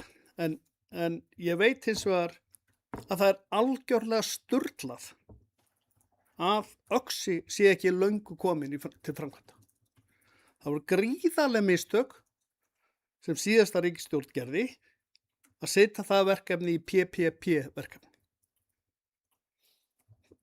Þetta er einhver þjóðhagslega hagkvæmasta vegagerð sem hægt er að fara í á Íslandi. Stytting hringvegarins 70 kílómetra. Og þetta eru 18 kílómetrar. Og við rífumst áratugum saman. Þetta er algjörlega fáránlegt. Á morgun er sveitarstjórinn okkar að fara fyrir þingnefnd. Hún fær 45 mínútur trúlega ásamt hinum fulltrúum framkvæmdastjórnum sveitarfélaga á Austurlandi. Inn í umsagnagáttina komu mjög margar umsagnir frá einstaklingum í Múlaþingi og tengdu Múlaþingi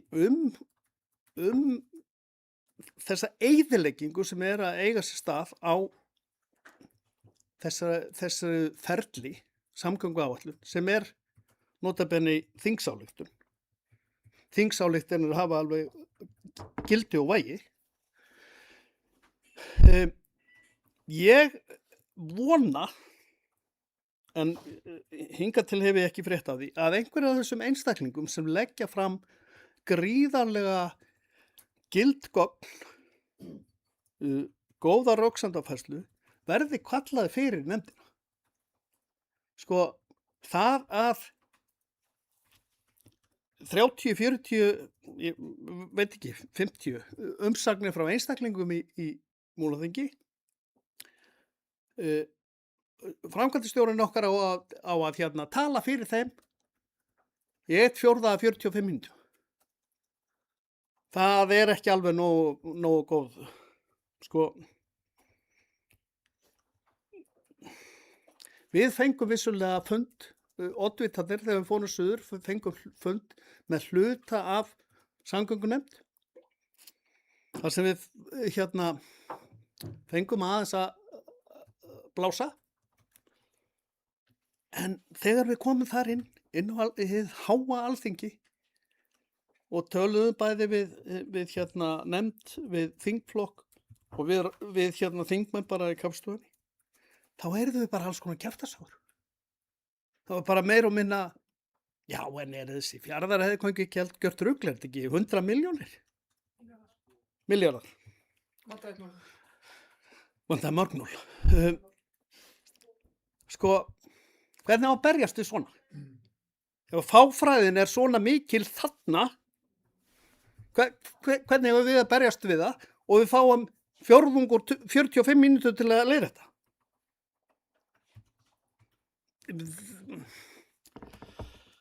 En eins og Jónína sagði, þá er allt komið fram með þetta mál. Takk. Sveitarstjórnarfulltrúi Helgi Hlynur Ásgeirsson hefur lokið máli sínu, næst er Hildur Þórisdóttir, gjörðu svo vel.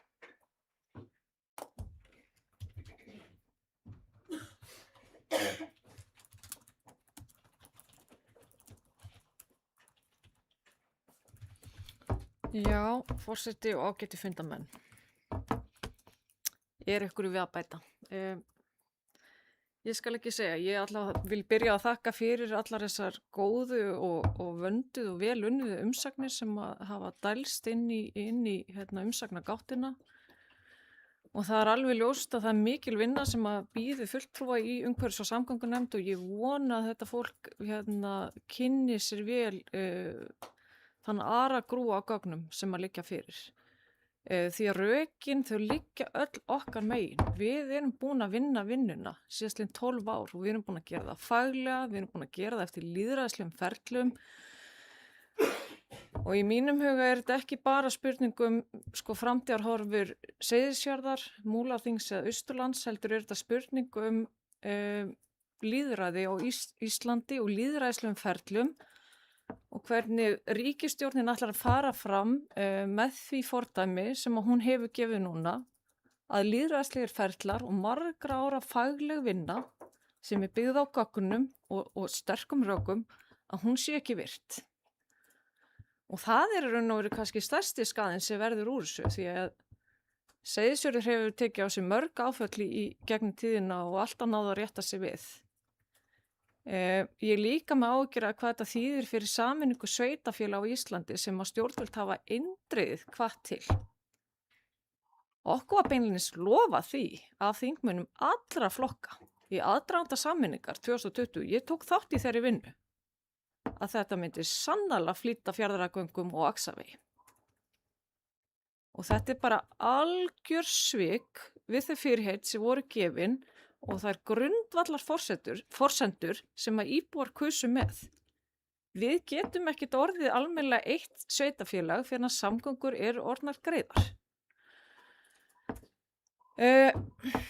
Ég þarf svo sem ekkert að bæta miklu við, mér langar aðeins að fara í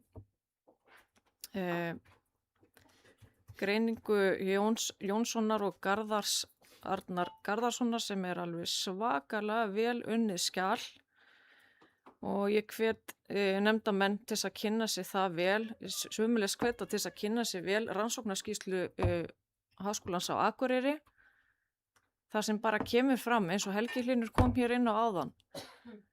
Vanþekkingin og alþingi á okkar virðulega alþingi, hún er sláandi og við erum spurð, kosti ekki þessi göng 100 milljarða? Nei, þau kosta 43 milljarða þegar að búið að taka vaskinn af sem hvort kemur tilbaka í ríkiskassan. Þetta getið þið séð í rannsóknarskýrslu Háskólans á Akureyri, þetta er skýrt, svart á hvítu. Stjórnvöld geta ekki leyft sér að hlutast til lýðræðislega og faglega unna vinnu hér fyrir austan síðastliðin 12 ár og ákveða að gera eitthvað sem að við hér fyrir austan höfum ekki kallað eftir. Mér langaði aðeins að ávarpa það sem þú komst inn á Þröstur varðandi að þú skildir ekkit allt sem að íbúar og kjörnir fulltrúar vilja í Fjarðabyggð. Þau þurfa heldur ekkit að skilja allt sem að við viljum, en þau þurfa líka samt bara að unna því. Alveg eins og við studdum Fáskrúðsfjarðargöng og Norðfjarðargöng á sín tíma, þá er bara eðlilegt að þau séu samkvæm sjálfu sér og því sem þau hafa samþykkt í gegnum vettvang SSA, nú komin inn umsögn frá SSA. Það er ekkit breyst þar, síðastliðin 12 ár, það bara staðfestir það sem við vitum öll. SSA styður Fjarðarheiðargöng sem næstu jarðgöng á Íslandi. Það hefur verið staðfest í svæðisskipulagi Austurlands, öll aðalskipulag hér fyrir austan staðfest þetta sömuleiðis. Þetta er þessi faglega vinna sem að Alþingi þarf að byggja á. Og ég bara hvet þessa ríkisstjórn sem hefur nú gefið sig út fyrir að vinna almannahagsmunum en ekki sérhagsmunum, að vinna þetta faglega, því það er ekkert faglegt við þá framsetningu og þau rök sem að ráðherra hefur komið fram með. Hann talar mikið öryggissjónarmiðin, en ég er bara ekki viss að maður hafi komið á Seyðisfjörð eða farið yfir Fjarðarheiðina eða bara átti sig á því að þetta er okkar eina leið inn og út úr firðinum. Ég veit ekki hvort hann var stattur á landinu þegar við fengum fjöllin yfir okkur í desember 2020 og allar rýmingarna sem hafa orðið síðan. Öryggissjónarmiðin, þau eru á Seyðisfirði og við tilheyrum sama sveitafélagi sem að þarf að tengjast því við sækjum alla okkar þjónustu, heilbrigðisþjónustu, flugvöll, sjúkraþjálfun, rökin eru endalaus. Ég ætla ekki að hafa þetta á langt, ég bara þakka fyrir og ég bara segja eins og aðri hér, þetta ekki búið, við sættum okkur ekki við þá niðurstöðu sem að innviðaráðherra fullir að sé bara staðfesta ríkisstjórn og þetta ekki búið. Og ég held að ríkisstjórnin muni tapa mest á því, ekki bara Austurland, ef þau halda þessu til streitu, því að þetta eru vinnubröð sem eru algjörlega galin, hvort sem að þau eru á stjórnsýslustiginu eða hvort sem að þau eru í pólitík. Þetta veikir virðingu og trúverðuleika Alþingis og það gríðarlega alvarlegt. Takk fyrir. Sveitarstjórnarfulltrúi Hildur Þórsdóttir lokið máli mælendaskrán ekki tæmd. Einar Freyr Guðmundsson ætlar að taka til skjörs vel. Sveitarstjórnarfulltrúi.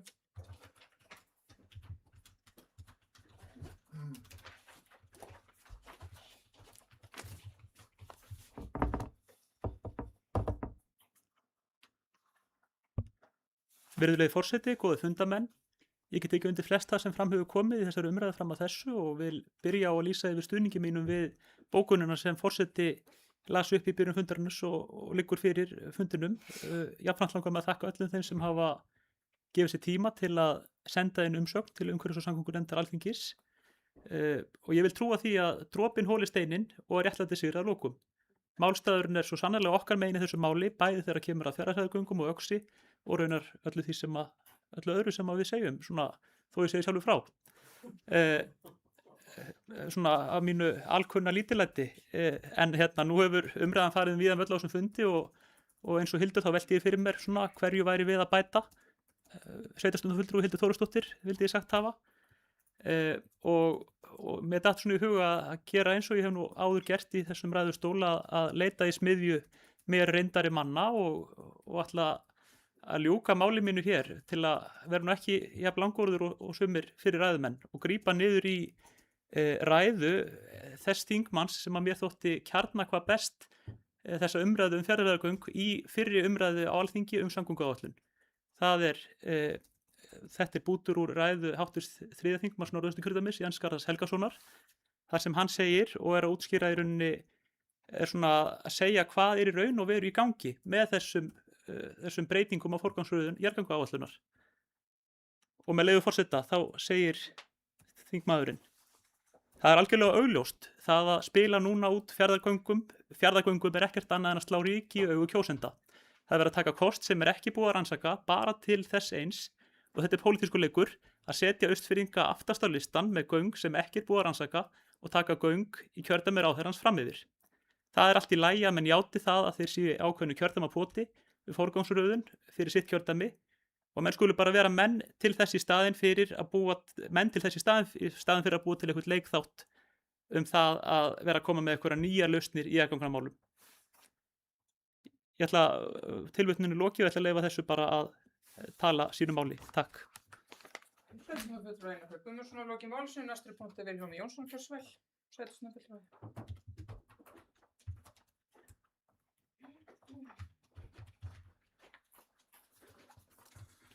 Forseti og gott sveitarstjórnarfólk. Ég ætla bara að byrja á því að kannski taka undir þetta sem Jónína nefndi sameiningun í Múlaþing. Og ég held að sé gríðarlegur styrkur bara í þessari vegferð okkar að halda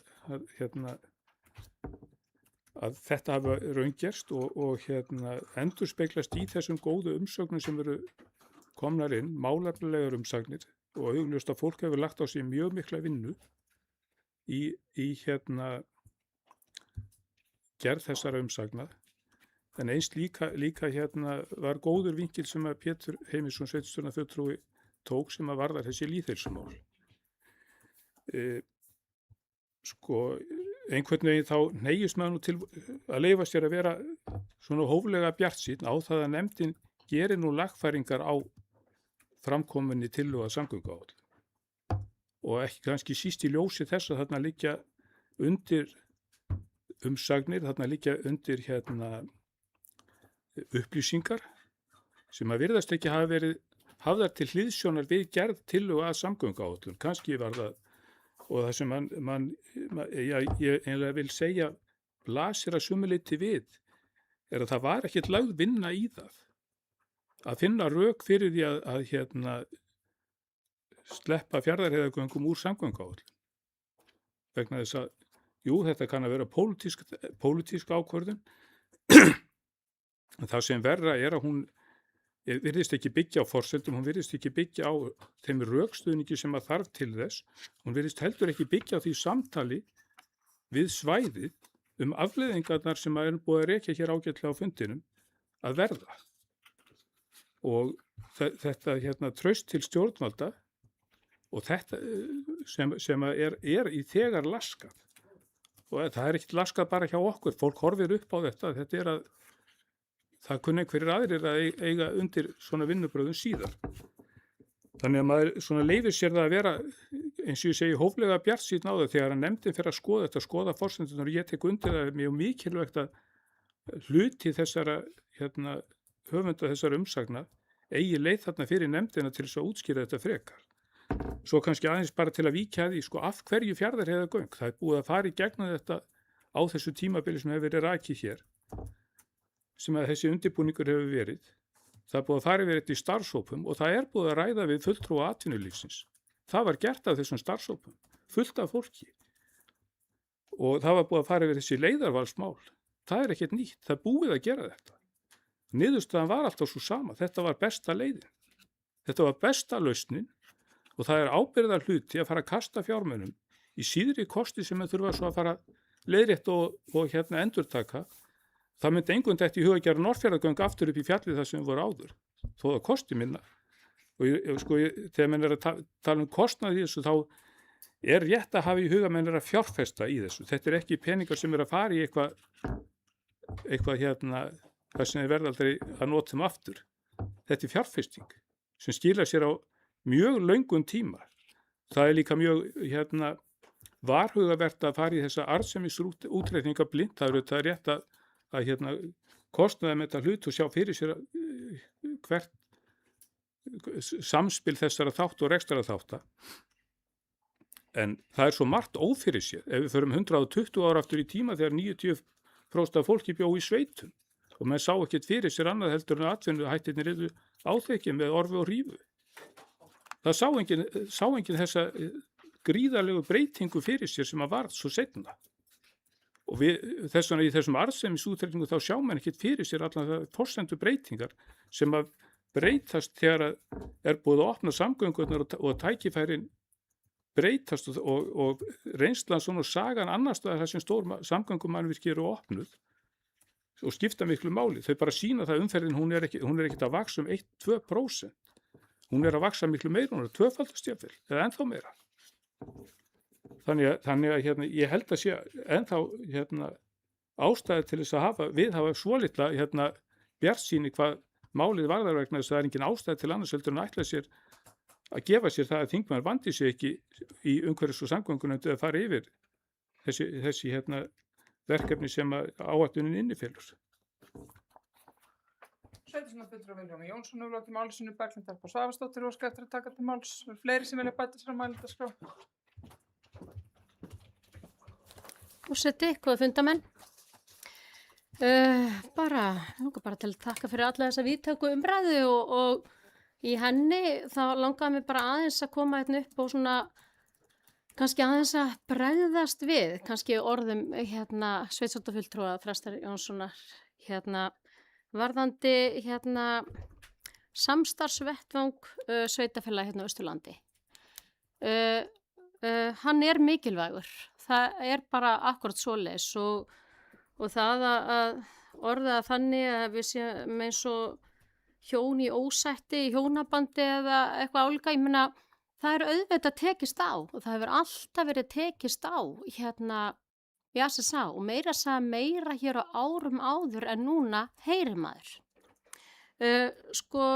Varðandi fjármagn og uppbyggingu ákveðnu landsvæði þá stjórnvöld kalla eftir stefnumótun og forgangsröðun og kalla eftir því hjá okkur, hjá fjórðungnum. Þannig að það er ekkert eins og að við bara sitjum öll með hendur í skauti og ákveðum ekki hvað við viljum að það komi frekar eitthvað ákveðin uppbygging. En varðandi eins og hefur verið að tala sko forgangsröðun bara í jarðgangaframkvæmdum eins og búið að vera að tala hérna að við erum náttúrulega með svæðisskipulag og uppbygging samgöngu innviða bara einn kafli á mörgum þar sem að við sameinumst hvernig við ætlum að efla Austurland í heild sinni. Þetta bara einn kafli af því. Og varðandi þetta val og stefnumótun hvernig við ætlum að tengja Austurland saman. Fjarðarheiðargöng, svo verða Seyðisfjarðargöng og Mjófarargöng sem eru kölluð núna Fjarðargöng. Þetta leiðin sem að við höfum fylgt og var ákveðin á sínum tíma. Þá voru fjórar leiðir til að tengja allt Austurland saman, settar fram og KPMG vann þetta. Við vitum að tímarammin í að fá hugmynd af einhverju tengingu á öllu Austurlandi og fram að því að það farið í einhverja framkvæmdir. Það gríðarlega langur tími. Þannig að þessi vinna sem fór fram þarna með 4 jarðganga eða 4 kosti til að tengja saman Austurland. Þetta var bara lönguðurinn að ég byrjaði í pólitík. Þannig að þess vegna erum við að taka við einhverju. Þess vegna auðvitað alltaf þannig að það þarf að vinna allt faglega. Maður sér það á þessari löngu skýrslu að þetta varð niðurstaðan. Við fáum þetta í hendurnar, höldum áfram og erum með skipulagsmálun á hreinu, gríðarleg vinna og kostnaður og allt í kringu það og svo erum við að halda áfram.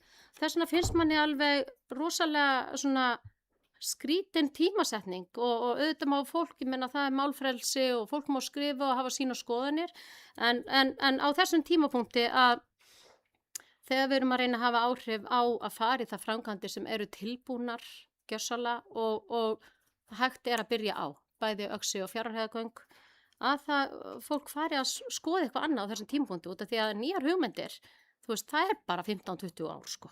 Þó að fólk kannski haldi að það fari framar eða hvað veit maður þegar kemur ný ríkisstjórn. Þannig að þetta bara gangur mála og við vinnum þetta í SSA, við förum að ákveðni komum að niðurstöðu, við erum með svæðisskipulagið og það byggt á þessum gögnum úr þessu KPMG skýrslu. Þannig að og ég þrátt fyrir þessi greinaskrif og fólk má hafa sína skoðanir og hvað það finnst og svona, en Austurland í heild sinni og SSA hefur skilað inn umsögn tengingu Austurlands með jarðgöngum og það Fjarðarheiðargöng og Fjarðargöng líka svokölluð sem í rauninni bara nýtt nafn yfir Seyðisfjarðargöng og Mjófarargöng. Þannig að þetta leiðin til þess að tengja Austurland. Við höfum lagt áherslu á þetta. Þessi leið inn í svæðisskipulag Austurlands. Þannig að bara áfram gakk og ég á SSA í umsóksinni tekur undir þetta. Þannig að ég segi bara að samstarfsvettvangur SSA gríðarlega mikilvægur og stjórnvöld kalla eftir stefnumótun fjórðungsins í öllum málaflokkum og þannig erum við í uppbyggingu samgönguinnviða og mér finnst bara gott að fá líka, við erum búin að vera að tala þingmenn sem hafa verið að kveða sér hljós sem bara frábært að geta vitnað í og síðast núna sveitarstjórnarfulltrúi Einar Freyr sem kom með brot úr ræðu Jens Garðars háttvirts þingmanns þannig að það eru bara rök þar þannig að ég ætlaði bara svona rétt að koma inn á þessu mál. Takk. Sveitarstjórnarfulltrúi Berglind Harpa Svavarsdóttir loki málsinu. Ívar Karl Hafliðason sveitarstjórnarfulltrúi var óskað eftir að taka til máls. Frú forseti fólk, ég ætlaði nú svona enda bara smá hvatningu. Það ljóst að það verður náið fylgst með umræðinu samgöngumál allan hér í Múlaþingi og ábyggilega á Austurlandi og fleiri stöðum. Og maður vissulega sakna þess í fyrstu umræðu samgönguáætlun hverju tóku bara ekki þátt þar. Við erum að tala hér þingmenn, sérstaklega þingmenn kjördæmsflokka sem ég vona bara að taki þátt í þessu umræðu að sömu samfæringu og þegar maður hitti þá hér. Það þýðir ekkert að mæta bara Austurland, tala með einhverjum hætti menn séu svona þetta, menn þurfa líka að skila sér þá í umræður allir. Og það er bara, og það sem var aldrei svona vonbrigði að sjá það í fyrstu umræðu, voru bara nokkri aðilar sem létu ekki sjá sig. Og ég hvet bara fólk að fylgjast með því, það er mjög einfalt en á Alþingi að þar kom alla ræðu fram, þær getur bæði hortaðar og getur hlustaðar og getur lesið texta. Þannig að ég held að sé bara hvatning til okkar þingmann og alla þingheims að við munum fylgjast vel með þessu og við munum sjá það því að ég held að menn hafa haft auðvitað litla þolinmæði fyrir þessu vinnubrögð sem er búið að bjóða upp á, sem er búið að fara hér margsins yfir.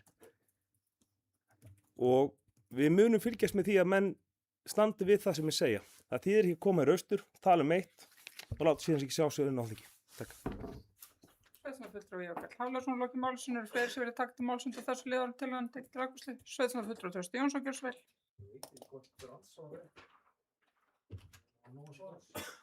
Það fyrir eftir hvað þú ætlar að fara oft upp í viðbót, hvernig þú byrjar að flokka þetta sem andsvars.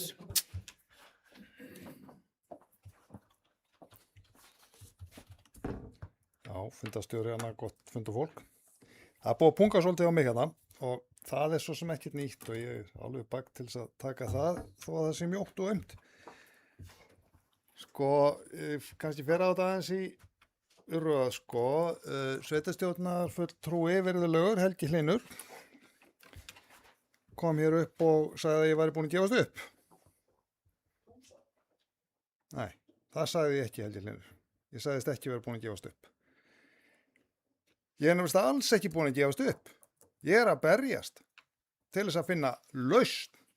Ég er að berjast til þess að finna lausn. Ég er ekki að berja hausnum við steinin. Það virðist verið alveg tendens til þess að berja hausnum við steinin. Get ekki sett sig inn í aðstæður annara, hvorki hér, né suður í Reykjavík. Men hluta af bardaganum var þetta blessaða lögfræðiálit til þess að sýna fram á hvernig fara með peningana hérna. Hér ætla menn bara að sætta sig við það. Ég bauð fólki að sjá þetta lögfræðiálit. Það var einn sem sýndi því áhuga. Einn. Ok, þá sagði bara eins og sveitarstjórn í Múlaþingi, hún sætti sig við það að ríkissjóður sé rændur innanfrá. Peningarnir kom ekki í framkvæmdina sem við greiðum í skatta og koma þetta svæðin, þeim er rænt. Þau sætta sig við það. Ok, þá vorum að finna eitthvað aðra lausn. Ég sit ekki heima og lem hausnum við steinin. Ég meina, oddvitið annars frambóðsins sem er meiri hluta niður í Fjarðabyggð reyndi að með sáttur hönd að tala við sína manneskju hér upp frá. Ég veit til þess. Það var bara hausinn í steinin. Ekki tala við þau. Kom hérna upp eftir. Getum við tekið samtalið? Nei. Það er ekki hægt. Aulinn og miðflóknum fór niður eftir að tala við þau. Og það er alveg tómt mál með að tala um það. Að eins og Berglind Harpa kom að hér áðan að menn nái einhverjum lendingu með þetta á SSA-þingi og þetta er bara í endurtöku. Þetta er nákvæmlega þannig. Þetta er eins og einhverju hjónabandi sem er upp í loft og menn er að reyna að fela upp í loftið. Og ég var bara að benda það að það sem veldur upp í loftinu, ég er búin að setja þessi nokkur SSA-þingin, það er þessi blessaða forgangsröð. Ég var eins og ekki að segja að við ættum ekki að forgangsraða. Múlaþing að sjálfsögða að forgangsraða fyrir sig, Fjarðabyggð getur bara forgangsraða fyrir sjálfa sig, en við erum samt að vinna saman í því að koma að þessu öll inn. Við vitum það hér þó að við reynum stundum, erum uppvísað því að reyna að koma í veg fyrir það. Suðurfjarðavegur er mjög mikilvægur. Það er komin stand. En við erum uppvísað því að stundum að reyna að pota í það vegna sem við erum svo hrætt við það að missa öxi eða eitthvað í staðinn og við erum að hætta þessu. Við erum bara að búa til svona tólakistu fyrir stjórnvöld fyrir sunnan. Þau eru kúnnin í raun og veru. Þau eru að kaupa. Við eigum að reyna að selja það. Og við getum bara alveg verið í samkeppni við Fjarðabyggð með það, bara heilbrigði samkeppni eins og í hverju með business. Og ég er aldeilis ekki að gefast upp með Fjarðabyggð. Ég vil sjá þau verða. og það er algjörlega klárt. Þannig að bara að halda því til haga. En mér finnst allt í lagi að skoða hugmyndir sem komu upp og í máli hennar Berglindar sveitarstjórnarfulltrúa fyrirgefið mér hér áðan að hlusta á þetta. Nei, það má bara ekki skoða aðra kosti vegna ég ætla bara að hlusta á það sem aðrir hafa sagt mér. Þetta náttúrulega nær ekki nokkur átt. Þetta er ekki gagnrýnin hugsun fyrir nokkuð skapaðan hlut. Menna, komið þá upp einhver hérna sem eru svona brjáluð út af þessu og segið mér hvað er að þessum Eskifjarðargöngum, af hverju eru svona hræðileg. Komið og segið mér það. Berglind, kannski þú segið mér það á eftir. Hvað er svona tæknilega vont við það? Er það að fólk þarf að hætta að fara yfir Fagradalinn? Er það slæmt? Er það slæmt að stytta vegalengdina tekið til hraða og vegalengdar í sjúkrahús og Norðfirði sem allra mest? Er það slæmt? Er það slæmt er það gott eða er það slæmt að stór hópur hér á Egilsstöðum sem vinnur í stærsta vinnustað á Austurlandi, hann fái jafn langa leið niður á sinn vinnustað á láglendi. Ég menna það má vera ansi vont veður á Fagradal til þess að einhver fara að keyra frá Egilsstöðum, Fjarðarheiðargöng, yfir í Seyðisfjörð, Kolviðsátt, svo yfir í Mjóafjörð, krækja fyrir botnin á Mjóafirði, yfir í Norðfjörð og svo áfram suður úr. Það er töluvert mikið lengra sko. Þannig að ég bara frábið með það að það megi ekki taka á góðar hugmyndir og skoðar, ekki síst og verið svolítið kæn. Þegar að þessi hræðilega Fjarðabyggð, hún segir bara, heyrðu við skulum bara skoða þetta með ykkur. Nei, það viljum hann ekki. Við eigum að hafa kjark til þess að vinna þeim. Við eigum að hafa kjark til þess að vera gagnrýnin og allt. Það breytast, tímarnir breytast og þetta svæðaskipulag, það breytist líka og á ekki að vera eins og steintöfluna sem Móse kom með að fjallinu. Og ef við getum ekki breytir hraðar, þá erum við að henda því. Ef það fyrir að vera til trafala frekar en hitt, þá erum við að henda út úr því samgöngukaflan. Það er bara einfalt með það. Ég ætla aðeins að koma inn á ræðuna hjá það sem við voru að segja hér sveitarstjórnarfulltrúarnir sjálfstæðismenninni 2. Ég tek undir það. Jens Garðar er búinn að standa sig alveg eins og hetja í þinginu. Alveg eins og hetja. Ég tek líka undir með það með sveitarstjórnarfulltrúa Ívari Karli. Sumir hafa bara ekki staðið sér nógu vel. Ég er ekkert rosalega hress með það. Frekar en hann. Ég lem á mínum mönnum. Ég hygg ekki við það. Og mér er alveg sama hvað álið er að hafa mér fyrir vikið. Alveg skítsama. Ég er að vinna fyrir Múlaþing, íbúa í Múlaþingi. Ég er ekki að hugsa að komast inn á þing eða verða varaþingmaður. Ég er að einbeina mér að Múlaþingi, það er mitt verk. Og að segja ég sé að gefast upp, ég bara frábyrna það Var eitthvað eftir, já, Hildur, þetta snýst ekki frá mínum bæjardyrum Fjarðarheiðargöng. Þar er staðan bara þessi og ég sé ekki hvernig það getur orðið öðruvísi. Það er ekki að fara útboði vor. Ég sé það má bara vera kraftaverk. Það er bara mikið fagnaðarefni ef það gerist. Ég er eins og ekki að sjá að það gerist. Og samgönguáætlun eins og hann er núna, þá eru þau ekki eins og á áætluninu, Þannig að það var eitt sem hann var að hugsa hérna lógist með því að fara í þennan Eskifjarðarleik var það að þá gæti þessi önnur að þessum tveim innan gæðsalapa allt á dýru framkvæmdum komið inn aftur, það er að segja Fjarðarheiðargöng vegna þau eru ein eftir. Fjarðargöng er þá farin út og komin ódýrari kostur í staðinn. Þannig það var líka hugsunin á baku þetta. Og þetta hef ég rætt við Fjarðarmenn líka og það er bara mjög margir sáttið við það og Fjarðarmenn, það er ekki rétt að Fjarðabyggð sé einhvað á móti Fjarðarheiðargöngum. Ég held að það sé bara alls ekki rétt. En þeir kannski endilega vilja ekki, veggjast allt og þungt á árarnar, það getur verið og það er miður. En fyrir mér snýst þetta ekki Fjarðarheiðargöng á öðru leit en því, sem er mikið mál, að koma þeim inn á samgöngu áætlun aftur og koma það sem allra fyrst. En jafnframt að verði farið í jarðgangaframkvæmdir á Austurlandi og þar eru þessi Eskifjarðargöng raunhæfur þrautavara kostur, eins og maður segir í lögfræðimáli. Það er það sem ég er að leggja upp með þetta. Eða eins og maður segir í biblíunni, sko, verið kæn eins og höggormur en falslaus sem dúa. Og það þarf að vera kæn núna. Takk fyrir. Sveitarstjórnarfulltrúi Þröstur Jónsson hefur lagt málsinu, Helgi Hlynur Ásgrímsson er næstur í pontu. Fyrirgjöf, varst Berglind Dönda? Ég ætla bara að þú mátti koma til svars núna. Ég gera bara svona. Ok. Til svars kemur Berglind Harpa Svavarsdóttir og svo Helgi Hlynur Ásgrímsson. Forseti, góða fundamenn. Mér langaði bara aðeins að koma til svars og og eitthvað hef ég nú ítt á eitthvað að taka, ég veit ekki, það var nú verið að svara okkur nokkrum, þannig að ég ætla nú ekki að taka allt til minn sem þú vorst að segja, en það að segja að þú mættir ekki koma fram með eitthvað, þú maður bara gera allt sem hún vilt, sko. Við bara tölum hverju við fylgjum og hvað við styðjum.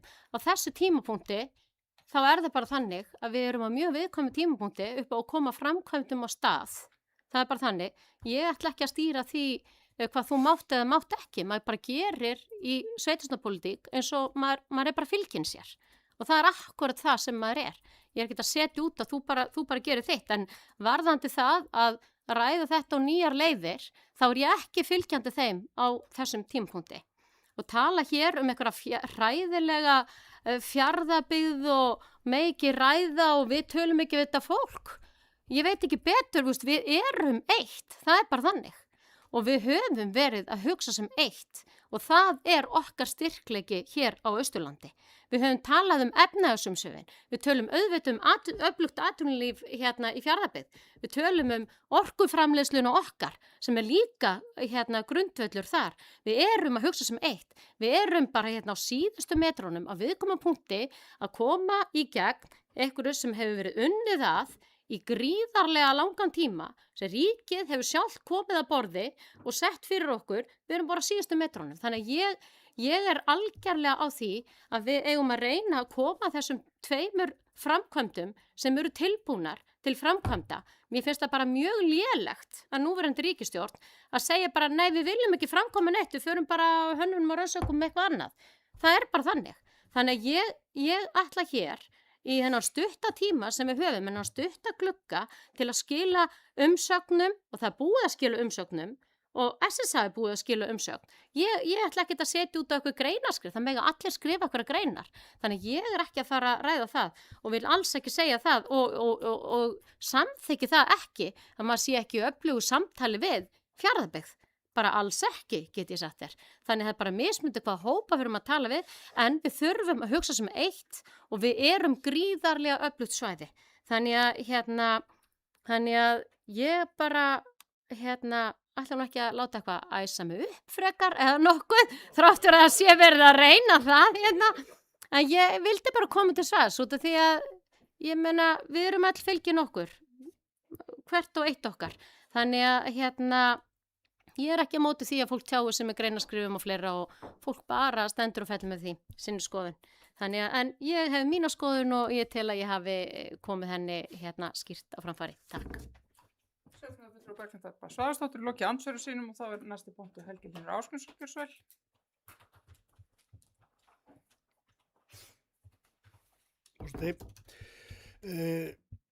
Gefist upp eða gefist ekki upp, Þröstur, sko, þú skrifur undir grein þar sem lagt til að Fjarðarheiðargöng verði færð undir einhvern annan fjalli, ég man ekki hvort það er Sandhólatindur eða yfir til Lómundaverðar eða var það ekki þarna, hvað heitir þetta nú?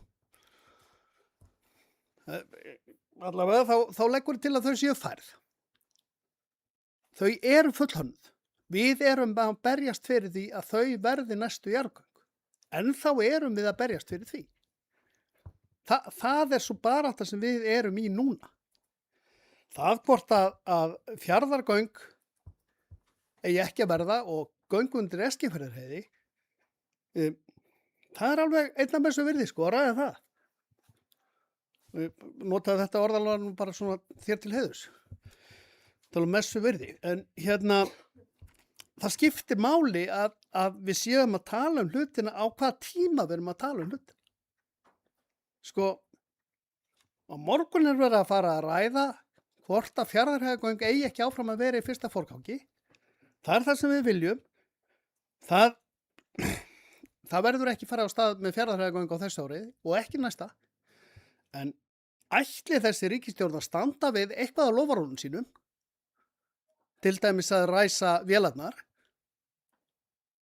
Sko, hann búið að stinga upp á þau ræsi reiknivélarnar, það væri líka gott. En ef þau ætla að ræsa vélarnar, þá fara þau í Fjarðarheiðargöng. Ef þau ætla að rjúfa ganglastoppið.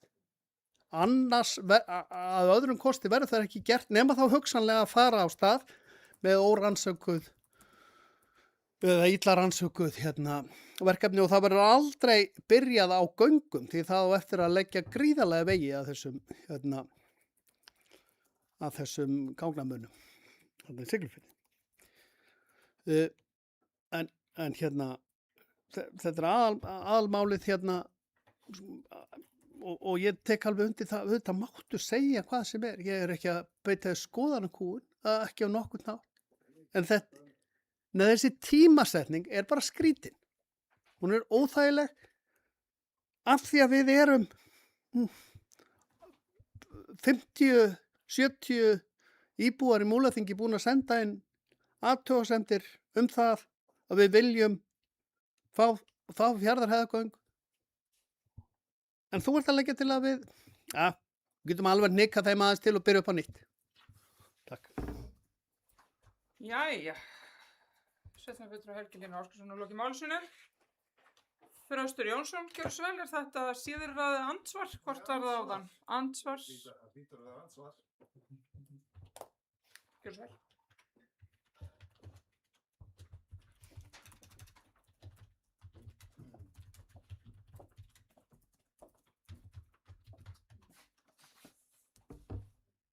Forseti, það eru góðir fundar gestir. Það er alltaf gott að takast aðeins á.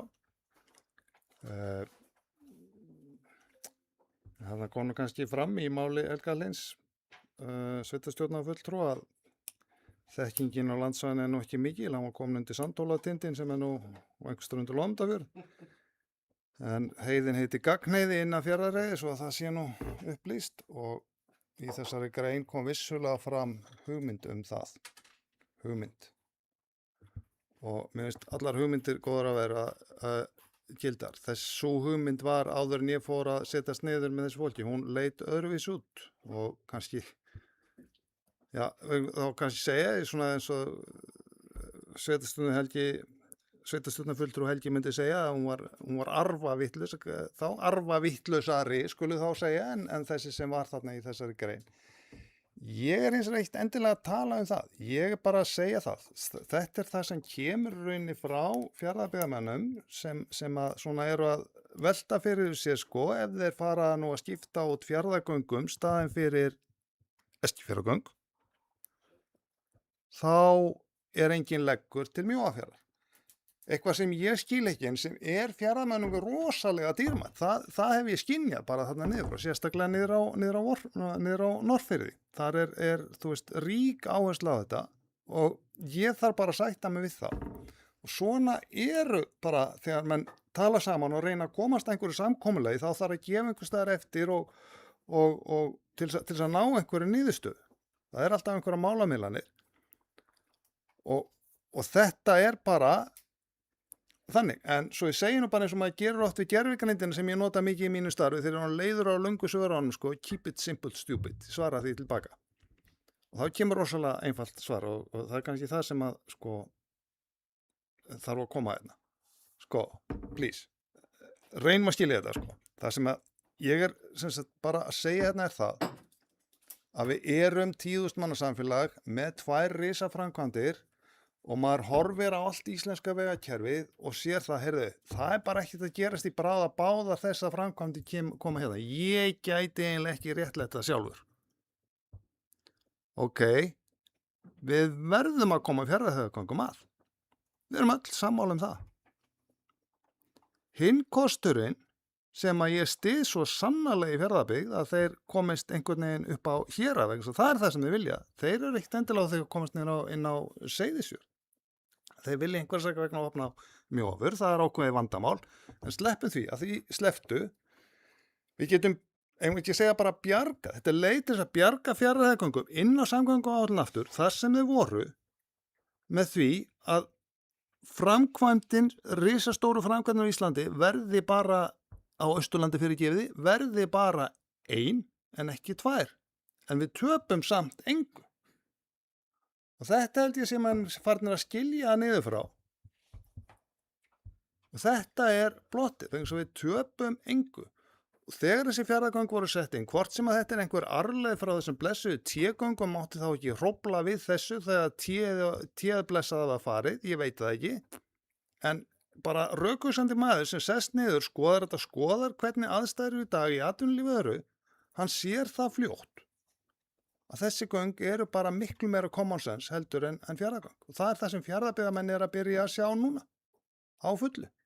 Ég spurði hér sveitarstjórnarfulltrúa Berglindi, ég var nú ekki endilega að ráðast mikið að henni, sko, en ítti þessu þó að ég vil sjá meira sætti og gerði það með ósætti, fyrirgefið það Berglind. En sko, ég spurði hann að því, ef að þessi göng er ekki, ég spyr ykkur öll hinn, og ef þau vil ekki svara því, allan að velta því fyrir ykkur, sko. Hvað er að þessum göngum, þessum Eskifjarðargöngum? Og akkur að þú veist að hugmyndastig á 9 ár, þetta er bara ekki rétt, sko. Það er ekki búið að, þú veist, hugmynd það er að skella þessu fram og þessi hugmynd er búin að vera til lengi. Verkfræðingar hafa teiknað hann á sínum tíma. Það er búið að, þú veist, það er búið að athuga þetta hvað þetta kemur inn í hæðalínukerfi og land og allt, sko. Þannig að þau eru ekkit verð sett heldur en Fjarðargöng. Þannig að hvað er þá eftir sem gerir þennan kost, það er að segja Eskifjarðargöng, verri en Fjarðargöng? Og af hverju tökum við ekki þarna þar sem að við höfum sameiginlega, algjörlega 100% sameiginlega hagsmuni að gæta með Fjarðabyggð. Tökum við það, tökum við þessi hendi og förum að vinna saman, vegna að leið og við finnum 1 punkt til þess að vinna að hörku saman. Þá held ég að sólin fara að skína. Takk fyrir. Sveitarstjórnarfulltrúi Trausti Jónsson hefur lokið málsinu, fleiri sem að vilja tjá sig undir þessum lið. Ef svo er ekki, þá er tillagan tekin til afgreiðslu. Þeir sem samþykkja tillöguna réttu bönd.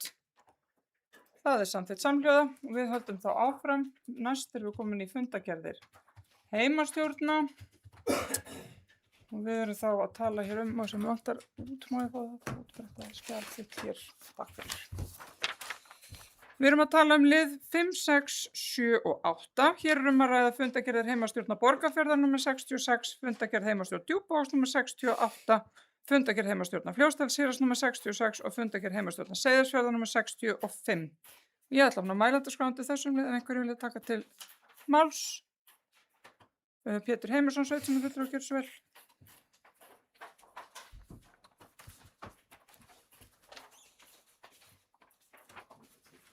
Virðulegi forseti, ágæta fundamennarir. Það var bara því ég gleymdi því láðan að við komum upp núna til að fagna þeim orðum sem eru allar heimastjórnirnar í þessum 4 fundargerðum, einum frá hverri, hafa hver sig varðandi samgönguáætlun. Og úr því ég fór upp að nefna þá líka að mér finnst ástæða til að taka undir þær áhyggjur sem koma fram í 68. fundi heimastjórnar Djúpavogs varðandi þau mögulega áhrif sem það að þær áætlanir að selja prestbústaðinn mögulega hafa á prestþjónustu á því svæði. Og þá vil ég segja að sem sagt alveg óháð því hverjar trúar við erum, óháð því hvort við erum í þjóðkirkjunni eða ekki, þá held ég og upplifi meir og meir og hef náttúrulega upplifað það síendurtekið á löngum ferli sem læknir, að kirkjan gegnir gríðarlega mikilvægu samfélagslegu hlutverki. Ég gæti farið aftur með örlítið breytta ræðu lýðheilsu hér sem ég fór með áðan. Ég er að hlífa ykkur við því. En leyfum mér samt að nefna það einfaldlega vegna þess að það er slíka hluti sem þjónusta kirkjunar fjallar, bæði á góðviðris og gleðidögum, en líka á illviðris og ógnarstundum í fjölskyldum einstaklinga og samfélaga. Þannig að mér finnst alveg full ástæða til þess að sveitarstjórn og viðeigandi nefndir og ráð í rauninni taki þetta til skoðunar. Takk fyrir. Sveitarstjórnarfulltrúi Pétur Heimisson hefur lokið máli sínu. Það er sérstök ósk frá formanni heimastjórnar Borgarfirði að sé á einhver mál þar að þau fari fyrir því að hann þarf að víkja fundi.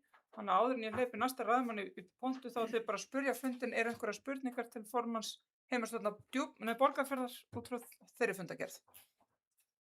Svo er ekki. Þannig að ef hann víkur sæti þá mun Ívar Karl Hafleifsson frændi stíga í pontu og skjóta upp. Þröstur Jónsson Sveitarstjórnarfulltrúi gjörðu svo vel.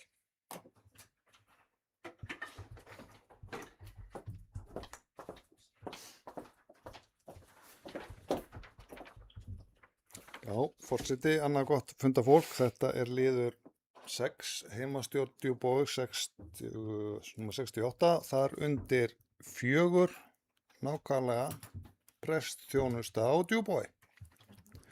Þetta er liður sem ég hnaut í heimastjórnu núna og sveitarstjórnarmaður Vilhelmur kom að þessu hér áðan út frá lýðheilsu. Ég kem að þessu kannski út frá þeim bara því að við erum ennþá kristin þjóð og tókum hér upp kristin sið árið 1000 og kirkja Jesú Krist sem var stofnuð eftir krossfestingu Krist hefur það megin markmið að sjá sóknarbörn sín og breiða kirkjuna út, breiða fagnaðarerindið út. Það er þess vegna ekki sparnaður eins og leys, það er bara andstætt tilgangi þjóðkirkjunar að loka prestembætti á Djúpavogi. Það stuðla ekki að því að þar geti verið prestur áfram. Nú veit ég ekki alveg hvernig til þess að kemur, ég man ekki hvernig þetta er með samband ríkis og kirkju hver á prestbústaðinn, hvort það er ríkið eða kirkjan. Það var nú einhver samningur þarna þessar kirkjueignir fyrir ekki alls löngu.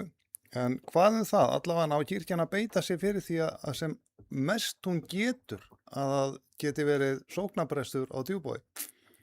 Það er nokkuð langt í prest hinum megin, það er alveg yfir í Heydali og svo þá væntanlega bara alveg suður og Höfn, ekki? Ég held það. Og ég held að það sé öllum gott að hafa góðan sóknarprest. Þeir eru misjafnir en margir eru sannkristni sem betur fer í þjóðkirkjunni. Þannig að ég ætla bara að vekja nafna þess og hvetja jafnvel til þess að sveitarstjóra verið falið það eða að koma þessu erindi til þjóðkirkjuna. Ef að heimastjórn hefur ekki, ef það er ekki búið að gera þegar fyrir hönd heimastjórnar, en að komist alla leið. Takk fyrir. Sveitarstjórnarfulltrúi Þröstur Jónsson hefur lokið máli sínu. Eru fleiri sem vilja taka til máls undir fundargerð heimastjórna? Sveitarstjórnarfulltrúi Ívar Karl Hafleifsson ætlar að koma til svara, formaður heimastjórnar Djúpavogs. Frostanum fyrir fólk. Þetta er mál sem kom í ljós bara þegar menn sáu að prestbústaðinu, það var ákveðið að setja hann á sölu.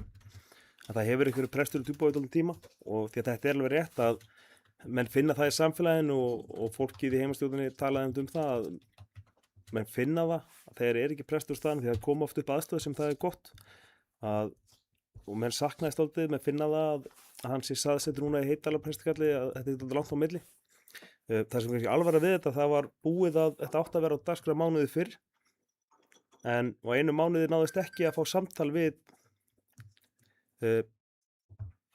austfjara prestakall, eða þetta prestakall er þá til að ræða það, að fá þau fund til að ræða þessi mála þess. Hvað með væri að spá með þessu sölu og annað. Og það er kannski annað sem okkur finnst leiðilegt því að ég myndi halda það að það ætti að vera sjálfsagt mál að koma og ræða svona mál áhyggjur heimastjórnar við kirkjuna. En eftir mánuð í að reyna það, þá gátum við ekkert annað tekið bara svona og óskum formulega breytt samtali. Ég vona að það verði því að Djúpavogur er í Austfjarðaprestskalli með Breiðdali og alveg norður í Mjóafjörð, en Egilsstaðaprestskalli er restina af Múlaþingi er Egilsstaðaprestskalli. Og það var annað sem við veltum alveg fyrir okkur, þetta með að ræða það, hvernig skiptingu prestkallan er háttað. Af því að það er allavega svona sín heimastjórnar að verði þetta hús selt að þá er nokkuð ljóst að það er hæpið að prestur verði nokkuð tímann með búsetu á Djúpavogi. Þó að sé þannig skilgreint það sé skilda að búsetu skilir á Djúpavogi. Þannig að þetta er bara að koma okkur alltaf óvart og kannski lýsi kannski hversu afskipt mann upplifa sig þarna að fá ekki svona samtal. Sveitarstjórnarfulltrúi Eva Karl Hafleifsson lokið máli sínu, fleiri sem vilja taka til máls undir liðum fundargerða heimastjórna. Svo ekki, þá það hér lagt fram til kynningar. Við erum þá komin í lið númer 9, 10 og 11. Hér að ræða fundargerðir byggðar á Smólaþings númer 176, 177 og 178. Og ég ætla að opna mældaskráin þessum lið. Ef einhver ekki taka til máls, Helgi Hlynur Ásgrímsson, gjörðu svo vel.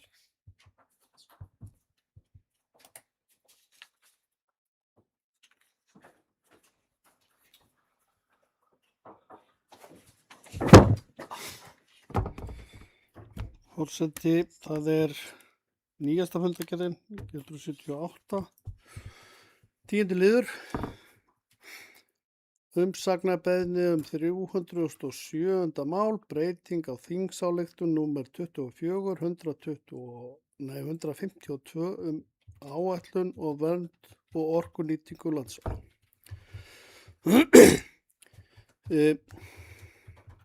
Þarna voru aðeins skipta skoðanir í byggðarráði.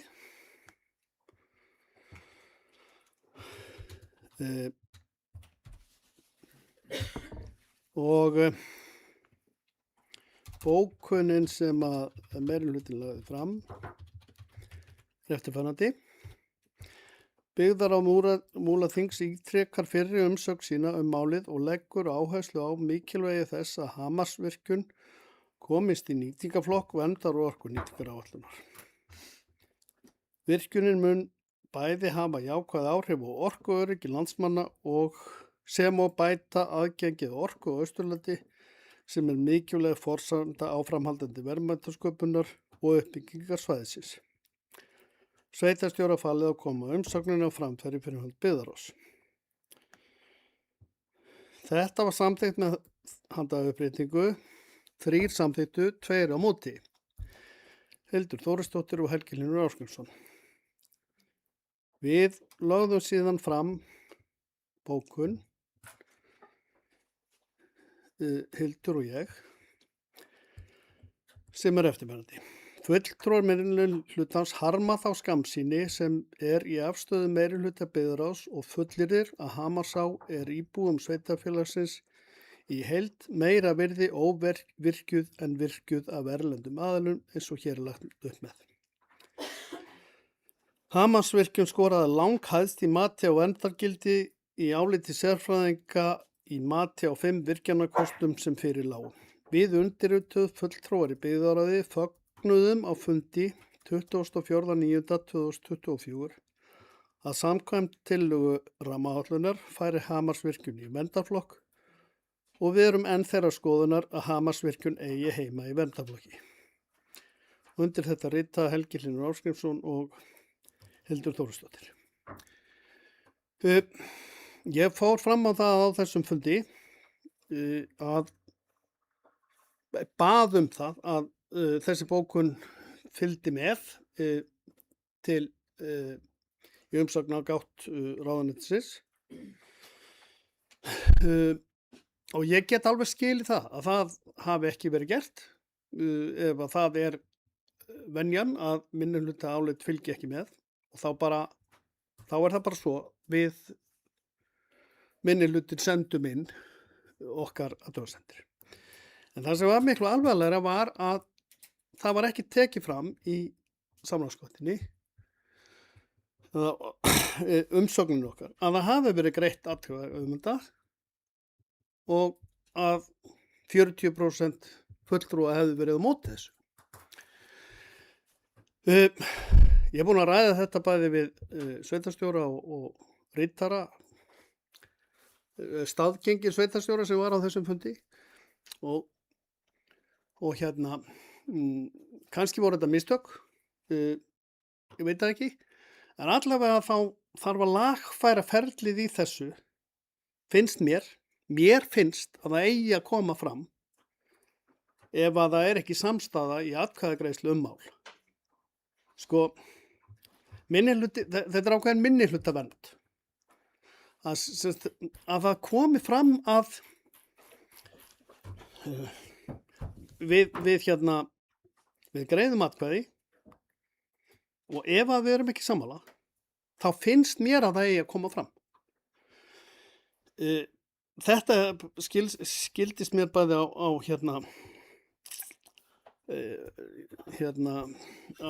þeim sem ég talaði við, að það væri bara allur gangur á þessu. Og það er ekki gott. Þannig að, já, aðalmálega það að mér finnst þetta náttúrulega arfa vitlaust af meirihlutanum að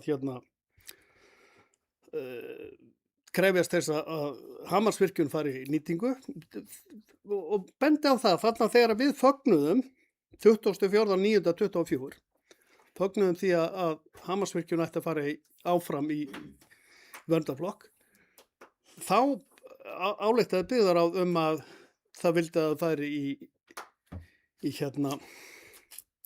biðflokk, að það yrði skoðað nánar. En nú er búið að breyta því, það þarf ekki að skoða það nánar, nú þarf bara að virka. Þetta er hluti af breyttri pólitík á Íslandi, þar sem að orkuþorstinn er orðið svo gífurlegur að það þarf ekki einu sinni að skoða málin, það þarf bara að virka. Alveg sama hvort menn hafa einhverja leiði til þess að nýta orkuna eða ekki.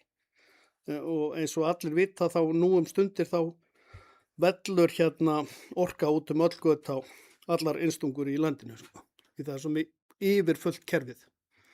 Eins og staðan er akkurat núna. En já, það er aðalega þetta með ferlið. Við verðum að laga það. Þetta er pínu óþægilegt. Minnihlutin fær ekki umsagnar beiðnir. Við erum ekki sammála meirihlutanum, en við höfum leið til að koma þessu áfram, en við fáum ekki þessar beiðnir og við vinnum þetta sjálf, en það er rosa erfitt að við séum að þurfum að segja það, nei, þetta var ekki svona, það voru ekki allir sammála þessu. Takk. Sveitarstjórnarfulltrúi Helgi Hlynur Ásgeirsson lokið máli sínu til svara kemur Dagmar Eir Stefánsdóttir með Vatnsúsansin.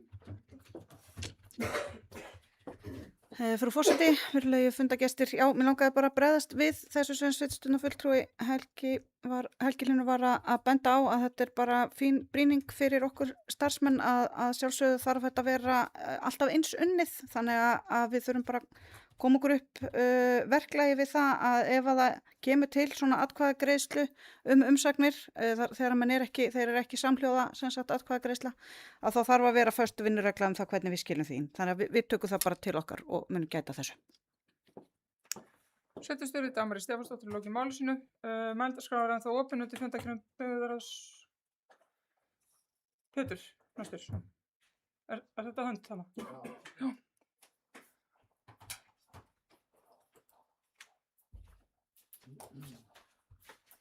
Virðulegi forseti, ágæta fundarfólk. Ég vil byrja á að taka undir orð Helga og sömuleiðis orð okkar ágæta sveitarstjóra sem telur ástæðu til þess að ég skil rétt að endurskoða þetta og mér langar kannski að árétta við erum á 60. og 5. fundi sveitarstjórnar í Múlaþingi, sveitarfélags sem að í aðdraganda hvers var mjög mikið talað íbúalýðræði.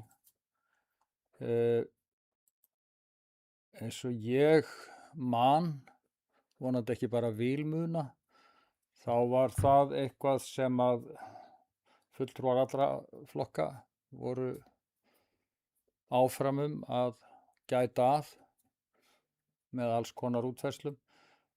Akkurat hérna finnst mér vera dæmi svona afskaplega einfalda leið til þess að leggja því máli lið.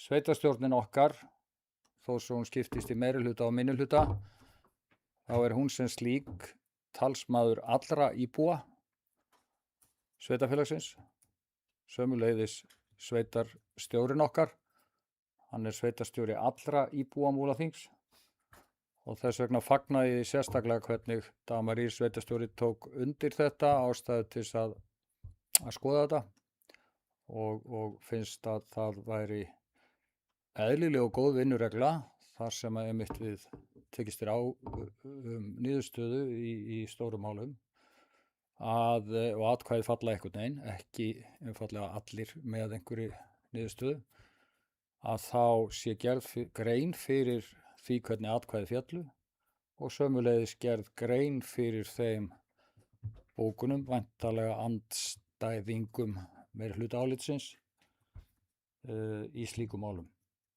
Það í takt við lýðræði og það sérstaklega í takt við það sem ég held að við leggjum öll skilningi í orðið íbúalýðræði. Takk. Sveitarstjórnarfulltrúi Pétur Heimisson í lokin máls, næstur í punktu sveitarstjórnarfulltrúi Þröstur Jónsson, gjörðu svo vel.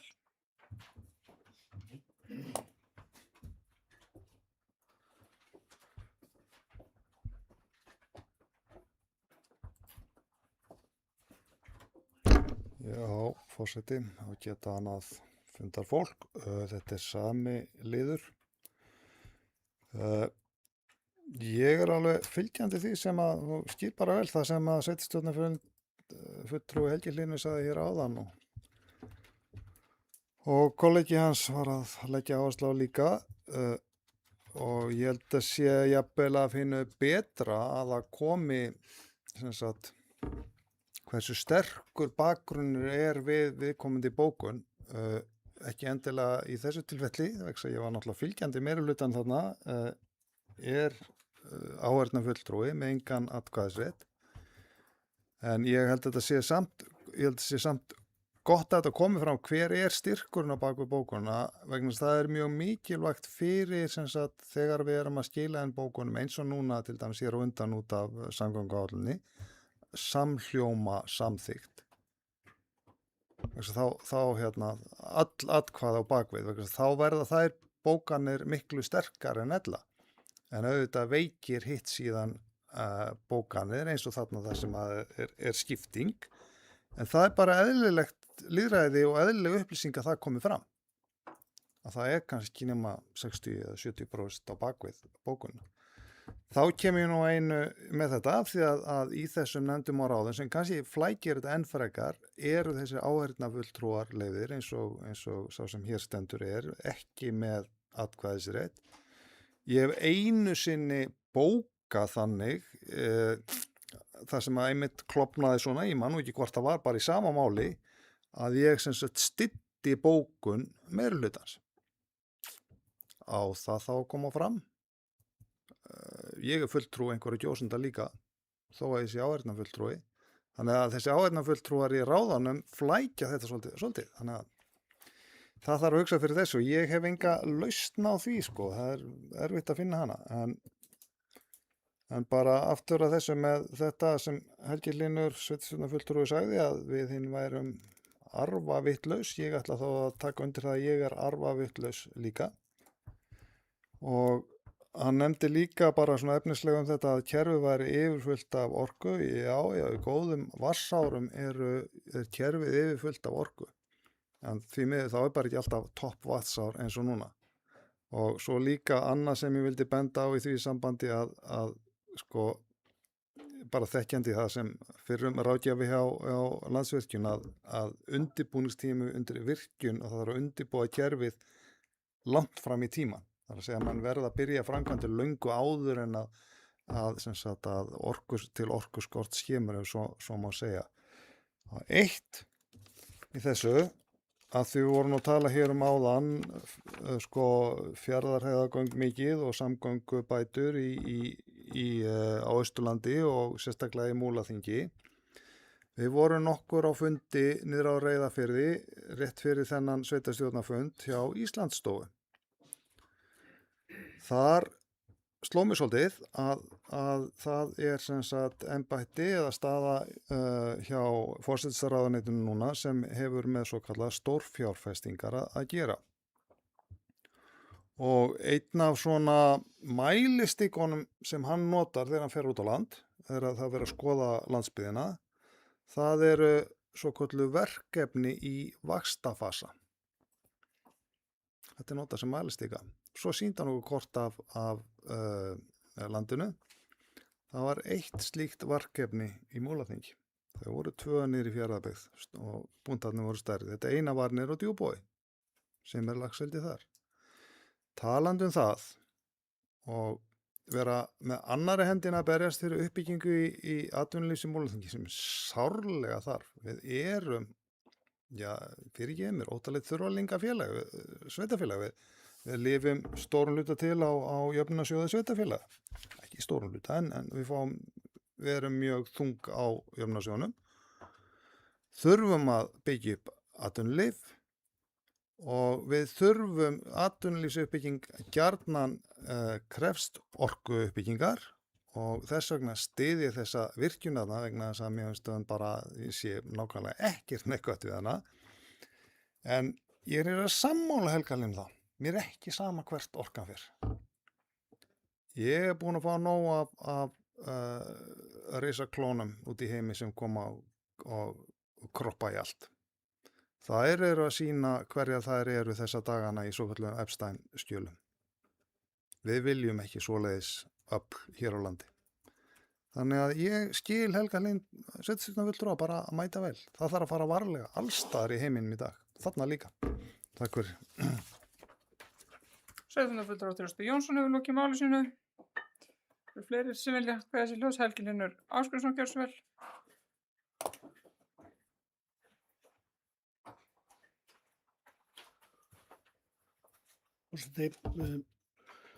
Já, sko, fyrst þetta sko, eiga bókanir minni hluta að fylgja bókunum minni hluta og þá með bókanir áheyrnarfulltrúa. Það mér finnst það eðlilegt. Eins og það gæti vel verið að flækti málin eitthvað fyrir sveitarstjóra þegar hann kallaður inn á fund nefnda. Hann náttúrulega þar að tala fyrir, hann ráðinn til þess að tala fyrir áliti meirihlutans. En mér finnst þetta eðlilegt að þetta væri þannig, en allavega þá þurfum við að koma á hreint hvernig við höfum það. Svo Þröstur, sko, já, í fyrsta lagi þá gott vassár, öðru lagi þá bara atvinnulífið hefur orðið fyrir dálítum áföllum, það búið að loka á Bakka, það lokað álver að mestu leyti, þannig að það ekki verið að selja nærrið eins mikla orku eins og hefur verið undanfarin ár. Í þessu sveitarfélagi að fara að losna talsveit mikla orku þegar leiðslan frá Kárahnjúkum frá Fljótsdalsstöð niður á Reyðarfjörð verður tekið niður í hérað, tengivirkið. Ég hef ekki heyrt neinar lausnir á því hvernig við eigum að verja þeirri orku annað en bara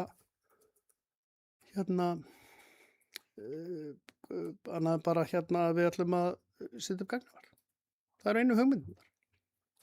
Gagnaver svona 3-4 störf, en vissulega fjárfesting, sko, það verður eitthvað að gera fyrir verktaka meðan það stendur að setja það upp og jákvætt að því leyti og ég meina 3-4 störf líka jákvætt, ég ekki að segja það, en þetta gríðarlega orka sem að losna álíka mikil og liggur þarna fyrir í Hamarsdal.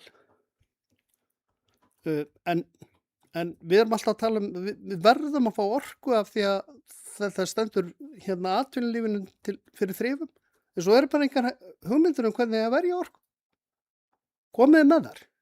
Förum að vinna að því hérna inn í sveitastjórn að hérna finna einhverja raunhæfar leiðir til þess að nýta þessu orku hér í heimabyggð. Þetta er rosalega mikið atrið, af því að hitt er bara slagorðapólitík, það vantar orku annars atvinnulífið getur ekki gert. En við verðum að búa til einhverja möguleika til þess að atvinnulífið nýti það. Takk. Fulltrúi Helgi Hlynur Ásbjörnsson var til máls, fleiri sem vilja taka til máls undir þessum lið. Svo ekki, þá eru fundagerðir byggðarráðslaðar hér fram til kynningar og þá erum við komin hér í fundagerðar umhverfis og framkvæmdaráðs númer 171, 172 og 173. Hér að ræða fundarliðina 12, 13 og 14. Ég ætla að opna mælendaskrá til þessum liðum með einhverju vilja kveða sér ljós. Taka til máls, Sveinn fulltrúi Pétur Heimisson, gjörðu svo vel.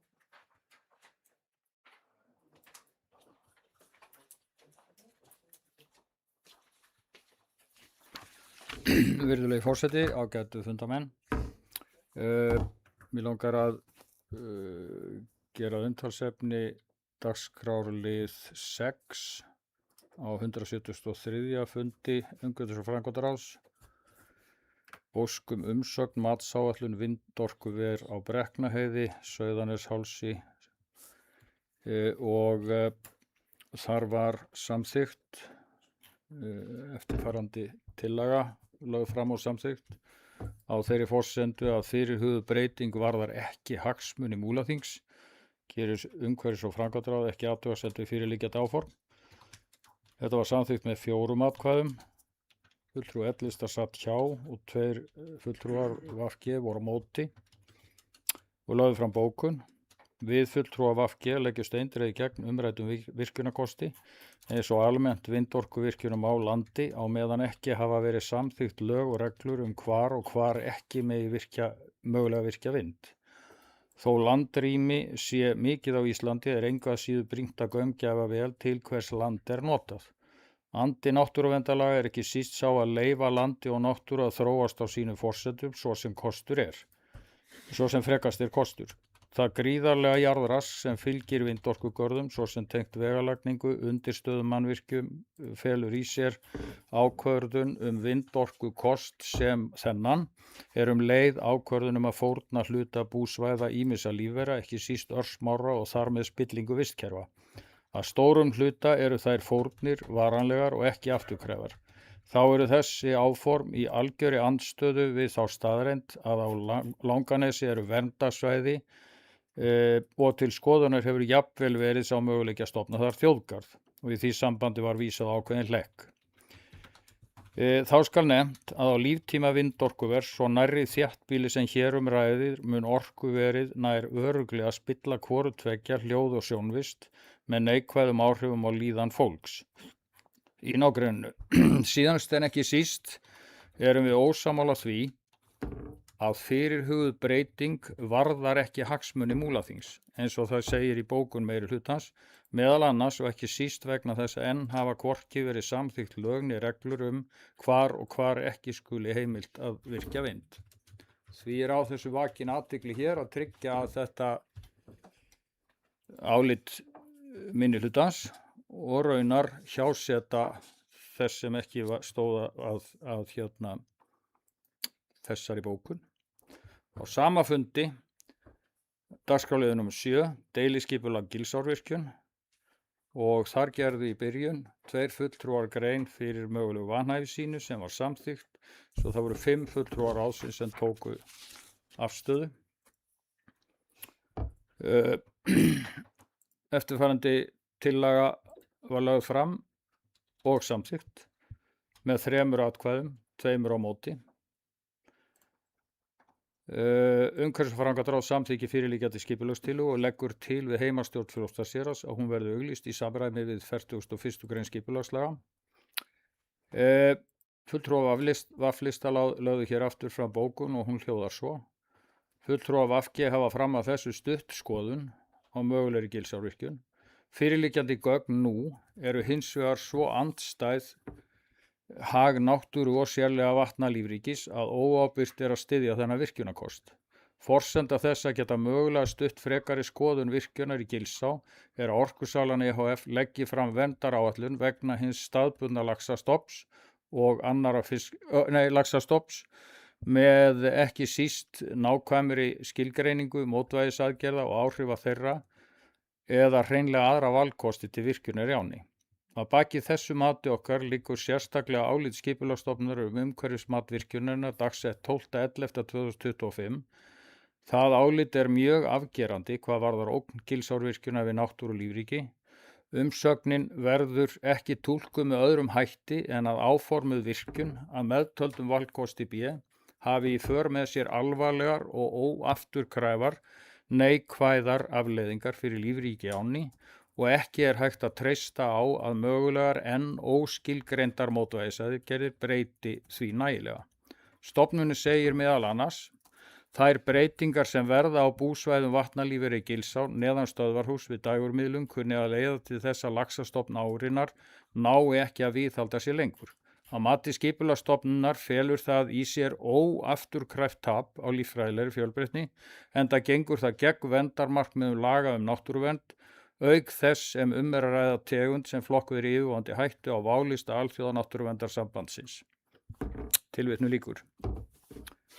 Enn fremur segir að Skipulagsstofnun telji að áhrifin geti verið verulega neikvæð, einkum á svæðum næst stöðvarhúsi, en viðbúið er að neikvæðra áhrifa muni gæta allt til Árósa þar sem Selfljót rennur út í Héraðsflóa.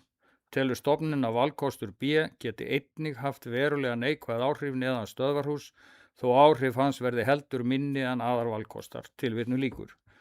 Þá skal með vísan í framangreint áréttað að báðum valkostum núverandi virkjunaráforma munu vafalítið fylgja neikvæð áhrif á afkomu þeirra sem hafa haft tekjur af veiði og sömuleiðis neikvæð áhrif á upplifun þeirra sem veiða á svæðinu.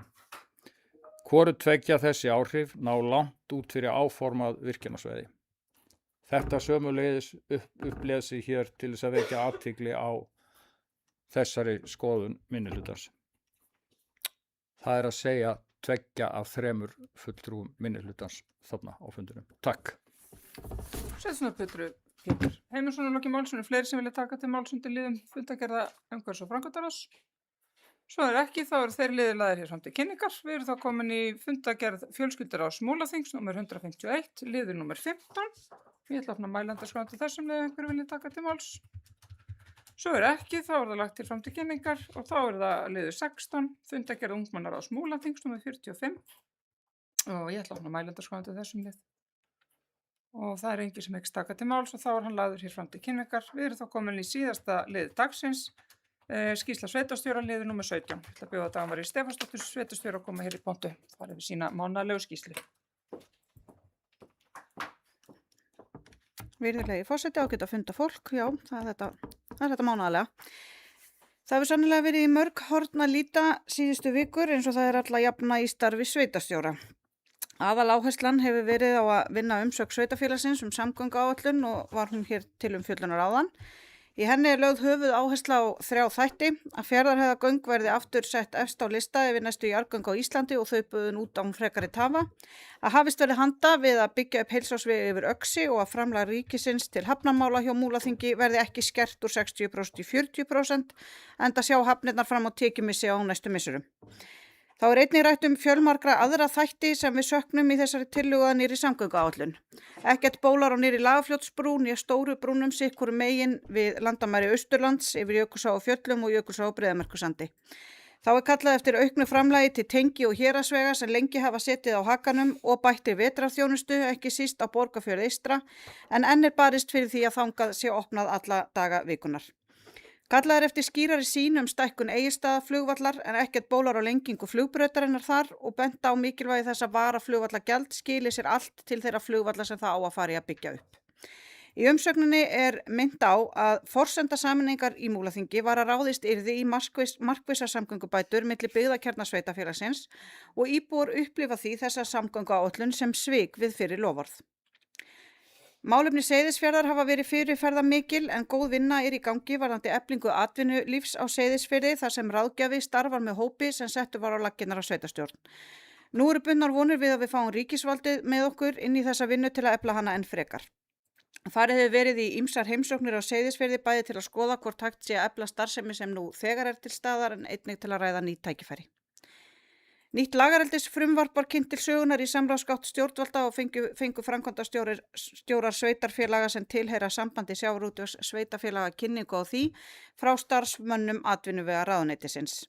Sveitarfélagi skilaði umsögn frumvarpið og þótt ljóst að eitt og annað má bæta í frumvarpinu, þá afar mikilvægt fyrir þessi sveitarfélög að fá heildstæðan ramma utan greinina og eyða óvissu sem hefur ríkt ákveðin mál, til dæmis fiskeldissjóð.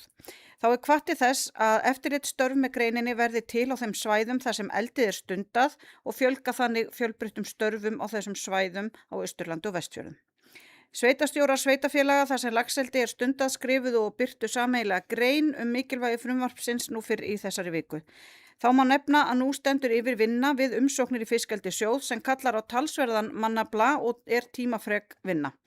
Augljóst að mikill tímasparnaður verður fólginn í því að leggja sjóðinn niður og sveitarfélögin fái hlutdeild í þessum fjármunum beint til sín til að ráðstafa í mikilvæg innviðaverkefni.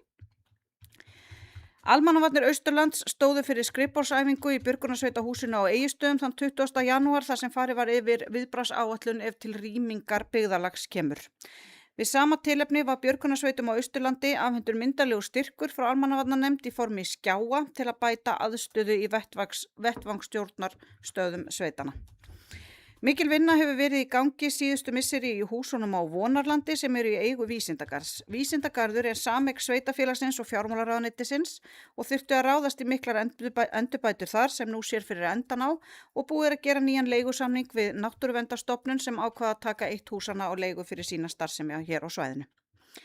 Ánægilegt að greina frá því að nú á síðustu dögum hafa verið undirritaðir 2 styrktarsamningar, annars vegar við Krabbameinsfélag Austurlands afnot skjólstæðinga þeirra af íþróttamannvirkjum sveitafélagsins og hins vegar 3 ára samningur við Sinfóníuhljómsveit Austurlands sem verður styrkt 1 milljón króna á ári á gildistíma samningsins.